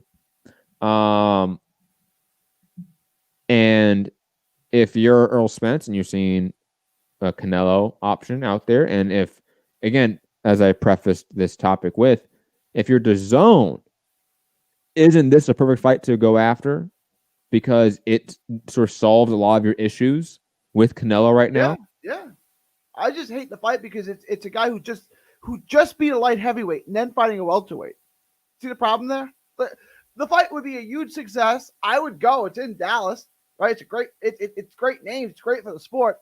It's just like why don't you fight the guys in your weight class? I get it. I get it. It's are you referring to Spence or Canelo? Both. Spence fight the guys in your own weight class. Spence is almost cleaned out the division. What are you talking about? Crawford. Dude, like I've said, Crawford doesn't want the fights, bro. Then go to 154. Stop. You can't keep pointing the finger at Spence like you have to fight Crawford. You have to fight Crawford. Crawford doesn't want any hard fight. What can you do? I'm sorry. If I'm Spence and I can't get the big fight with you, you don't even want the little fights with the top 5 guys while I'm fighting them, while I'm creating a legacy in this weight class, then fuck you, man. I'm going to move on. Skip over 154 entirely and fight a guy 2 weight classes bigger than him? Fight all of his best friends? He trains with all these guys. Okay, so skip over. He trains with Laura. He spars with Jamel. Like, he's trained and worked with all these guys. So he can't fight Laura because they're friends. So this is a Sean Porter, Terrence Crawford thing again? Dude. I fundamentally don't understand this issue when he's fighting a better fighter than Laura, a better fighter than Jamel. Because they're not the same size. Because he's going to get killed if he fights Canelo. They're not the same size. No, stop. You don't think Canelo destroys him? I don't think it's a Triple G Brooks scenario. I do. One, Kell Brook and Earl Spence are at very different points in their career and are very different fighters. One is probably going to be in the Hall of Fame, and one isn't. One is known for cleaning out the top 5 of his division, while the other is known for fighting Carson Jones 5 times. Okay? It's just different, man. Like, I don't think it's different. I don't think the outcome's going to be different. I don't. Look, Canelo might win, but what I'm saying is this is not an issue for me. If post Garcia, Spence can't get Pacquiao because Pacquiao doesn't want the smoke. You can't get Crawford because Crawford doesn't want to play any sort of game with PBC. Then fuck it. Move on to a bigger, better fight. No, I get why Spence thinks he can win it, obviously. It's the biggest fight he can get. It's probably the biggest fight south of the heavyweight division in boxing, period. Right? Yeah, it's a massive fight. Yeah. It's bigger than any fight for Canelo right now. Am I wrong? I don't know. I'd have to think about it. But no, I mean, I don't know. It's on a short list for sure. I'd have to really think about that. But maybe. It does over 1 million pay-per-view buys. Yeah. No, it's a huge fight. So I get why they want it. I just, as a fan, I'd rather see him fight the guys. I'd rather see Canelo fight Caleb Plant and I can't even think right now. Spence Jamal Charlo. He's not going to fight Jamel Charlo, right? Because they're in the same camp. No. Canelo versus Jamal. Oh, I'd rather see that. Yeah, I'd rather see him fight Jamal Charlo and Spence fight Laura. I'd rather see that. I'm okay with it. Fight Canelo's 5'8". You know, it's not like Spence is going to be outsized to a degree where people like expect it to be. Oh, I think he'll be taller. Spence. Yeah, Spence will probably be taller. Yeah. I've seen both guys in the gym. Yeah, they're probably very comparable in terms of just like walking around and weight.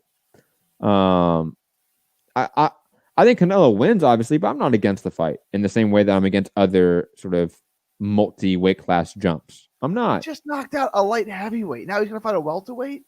Yeah, but Kovalev and Spencer are very different points in their career. I get it, but if he's got the power to knock out a light heavyweight, he's got the power to knock out. You know what I'm saying? Like, I mean, But Gary, like you come from an era where like welterweights fighting middleweights was super common. Like I don't understand like your issue with it. Like this is not a new thing. Where like great welterweights fight great middleweights. The issue with Kell Brook and Triple G is that neither one was great middleweight or welterweight. That was the issue. I agree with that. I agree with that point. And I think Brook was on his way to being a great welterweight, and then he took the wrong fight, and then he lost to Spence, and then he hasn't really done anything meaningful in the 5 years since or whatever it's been. It's been a while. And you know, and Spence is a great welterweight, especially after he beats Garcia. I mean, he'll have run through a great welterweight division, and Canelo is obviously a great middleweight. And I know people saying like Canelo, Jay saying in the chat that Canelo fought at 175, we need to stop. Dude, like he just didn't cut weight for that fight. Like Canelo's 5'8". I am taller than Canelo. Okay, I am taller than him. I mean, y'all built it a little differently, but yeah, Matt's tall. I'm 140 pounds. Yes, absolutely. It's just like Spence is built differently, but he's taller and rangier than Canelo. I don't think it's as big of a deal, honestly. I think Spence walks around 160 plus, probably. Spence is a big guy. Easy. He walks around 160 plus, yeah. Like, I don't know that he walks around 192 like and plus, like again, like we've seen great welterweights fight great middleweights. Like I don't get the issue. Like when they, especially if Canelo goes back down to 160 and Spence, you know, washes Danny Garcia, I'm fine. I'm fine with it. Jay saying read the one before it. Saying Jay said, you okay with Spence fighting Canelo, but you had a problem with Garcia fighting Spence? Yeah.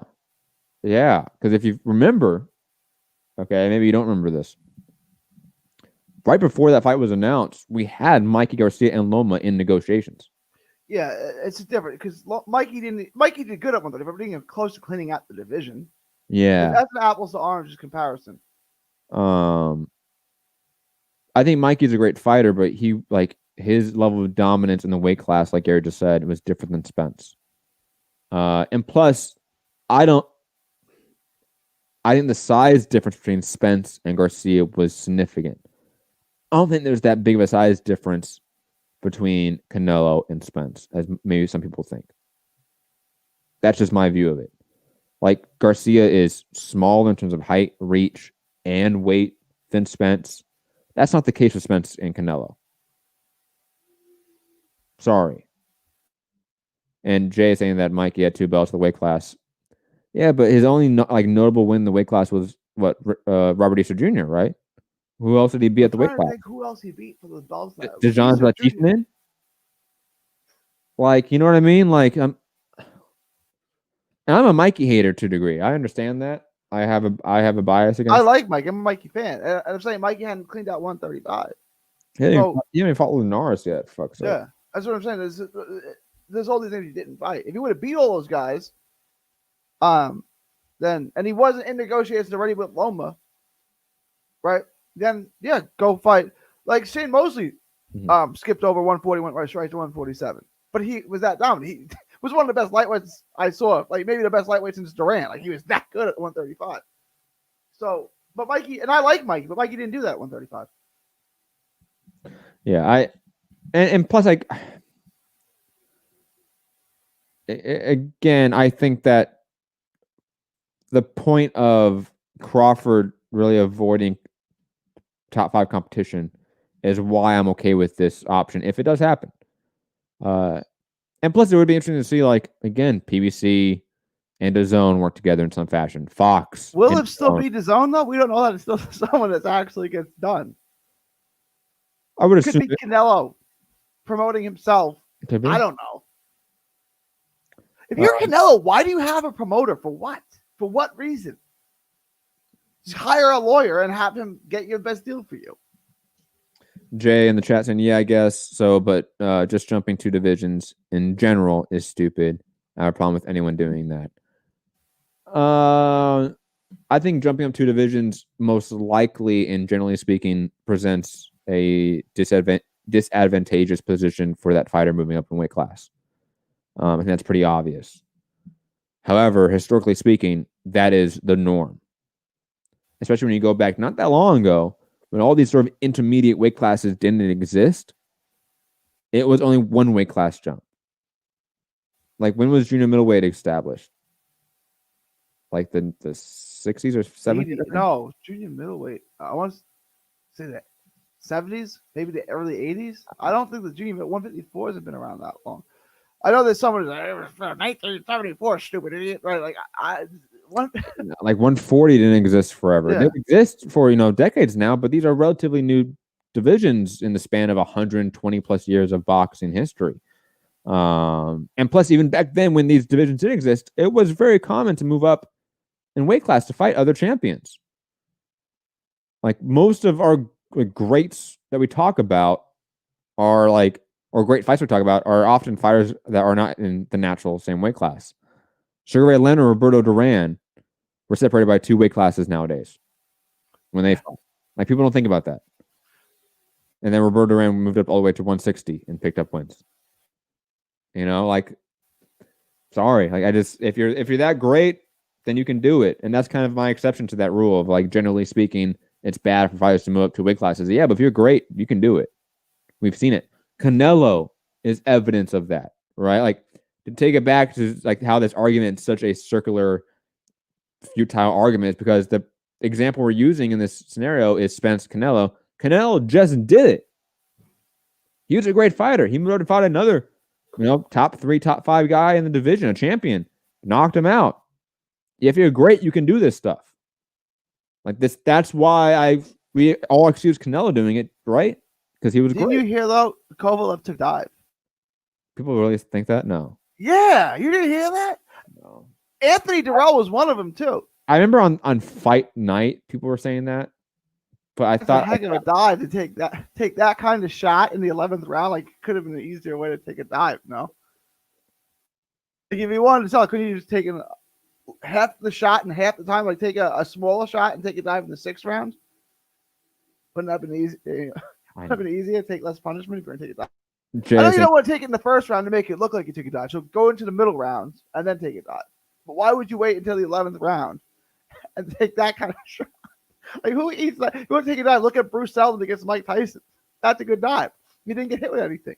Richard Steele, the referee, was going to call it a slip, but then he said he looked at Seldon and it looked like he was in so much pain. So I was like, I guess I got to count. I guess I missed something. Jay in the chat is saying that, yeah, but Duran was the favorite against Ray Leonard. It's different. I feel like you're splitting hairs here, to be honest, Jay. But regardless, let's try to move on. What else do we have to talk about? Let's talk about these topics and get out of here because I'm actually kind of exhausted now. Almost 3 hours of a show. Michael Conlan versus Isaac Dogbe happening at 122. It looks like yet to be determined if this is for a vacant belt, right? Because obviously Navarre vacated his belt. Did that belt ever get filled up? This can't be for. I don't think so, but this can't be for a belt. There was talks about it being for a vacant belt, though. When the negotiations first started, and there was rumors of this fight happening like a few weeks ago, it was in connection to a vacant belt, right? The idea was Shakur Stevenson moved up and vacated his WBO belt at 126, right? Leaving the room for Navarre versus Michael Conlan for that belt. Michael Conlan deferred to go to 122 and fight for Navarre's vacant belt against Dogbe, right? That's what I thought happened. But there's no information about whether this is for a belt or eliminator or anything like that. So I don't know yet. But this is going to be on the Tyson Fury undercard in December. I love the fight. I'll be honest. It's a fight that Dogbe can actually win. Yeah, Dogbe will win because Michael Conlan is a good amateur boxer with very, very limited professional skills. And I feel like Dogbe is a decent professional boxer because of his power. Dogbe can crack, right? Like Conlan can't, and Conlan's not that good defensively at a pro level. He's going to get nailed, and Dogbe's going to stop him. Liam Roscoe saying Canelo gains nothing from a Spence. If you win, people say Spence didn't belong at 160. I think that's just ridiculous. It's money. It's prize fighting. It's prize fighting. Like that's what he gains nothing from Spence. The money he gains from it's a lot. Spence is a bona fide B-level pay-per-view draw, and I don't mean that in a disparaging way, right? I mean that in he's sort of that old school Miguel Cotto level draw, where if he's the B side to a star, he ups the value of that pay-per-view drastically. You muted, by the way, Gary. I know you kept trying to talk right there. I think that Spence will completely facilitate that perfect B-side role to Canelo and make that fight probably bigger than the Triple G fight. Yeah, Spence is becoming a star. Like when Spence was in his car accident, ESPN broke into it live, right? Like people know who Errol Spence is. Now he's not Canelo star, but people, the sports fan, the casual sports fan who's watching college football on Saturday and watch the World Series, they know who Errol Spence is. Yeah, I get texts and phone calls about Errol Spence in terms of like who he's fighting, like that. He's in terms of like my friends who are casual fans, like they absolutely pay attention to Errol Spence, 1000%. He has transcended that little divide between like hardcores or just like us and the normies. Yeah. To make it very simple, us and the normies. Yes, absolutely. Also, Billy Joe Saunders will be fighting Martin Murray December 4th. Yay. I didn't know that guy was still fighting. He was okay 1,000 years ago. How old is he? Old. I just don't. Why? Because Billy Joe's been out of the ring for 1,000 years. So, he's fighting a pro. Murray's a pro. He'll offer some resistance, I guess. Are they just waiting for, are they just waiting on the potential for Callum Smith to fight Canelo? I guess. I don't know. I mean, at a certain point, you wait. You just got to take a fight at some point. I guess. Moving on.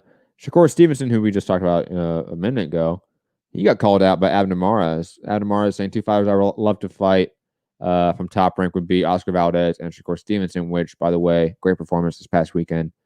Depth of future, but fights like this is what really makes a champion a champion. This was in 2019. And then Shakur just was this week or last week said, "Yo, Abner Mares, are you free in January? I need an opponent to fuck up. You're injury free, right?" And Abner responded, "That's crazy. I was thinking of coming back this January when I was looking for a tune-up fight or a not so difficult fight. So yeah, it works out. Let's get it." First off, Abner, for the love of God, please do not fight Shakur Stevenson. Or anyone, or anyone, of course. But for the love of God, do not fight a young up-and-coming guy. We're talking about like the young eating the old. Can you imagine what Shakur Stevenson would do to Abner Mares? Mares, another guy who comes up from 15 or 18. Like, and now you're fighting one. Yeah, don't fight again. Like, you have a career on Showtime. You're getting better. He's getting better at it. He is getting better. Like him. I like him a lot. Like, he's a likable guy. Like, you got a career in this. Don't go back. And I was a huge Mares fan. Like, he's one of my favorite fighters from that era, right? You don't need to do this. You know, I get you're a fighter, but you have a life now, right? You don't need to do this. Now. No, I mean outside of boxing, like No, I get it. No, I get it. Trust me, I get it. It was just funny. I was just you have a life now. You don't need to do this boxing thing. Tough way to make a living. Tough way to make a living. Yeah, it is. Speaking of tough way to make a living, Donaire talking about moving down to 115 to fight Roman Chocolatito Gonzalez. I mean, what has like gotten into Donaire? I guess starvation. I guess he was huge at 118. That's 3 more pounds. I don't know. I mean, is he gonna cut his foot off or something? I don't know. My thing is also like, if you're Donaire, like, why don't you try to like flex your like obvious star power and say like Chocolatito move up to 118 and fight me? Because Chocolatito can't move up. Because you feel like that, like if he beat Chocolatito at 118, it would be tainted because he made Chocolatito come up too many weight classes. Okay, go down and beat him at 15. Okay, catch weight. Fuck it, 116 and a half. 116 and a half. Fuck it. I just don't like. I'll be honest. I'm a big fan of catch weights for like super fights, air quotes, right? Like I have not. There's 17 weight classes. Pick one. Don't make another one. Hey, man, if it helps make big fights and like people don't have to like cut extra weight or like go up too much, I'm okay with it. I don't care. I only hate catch weights for like stupid fights. Like, fights that don't matter should not have catch weights attached to them. I just don't get that. That makes no sense. But Donaire at 115, like first off, that dude would be a giant at that weight class. I don't think it's even possible. But if he can, I'm for it. I mean, but he's gonna beat up Obali, let's be honest. And 115 is stacked with legacy fights. Can you imagine if Donaire went down to 115 and beat up like Estrada or Gonzalez in a fight? That would be insane. Like, he's already a Hall of Famer, but I don't know where that would put him. You gotta have Chocolatito versus Estrada first, and then because Yeah. That's got to happen again, and then Donaire versus the winner.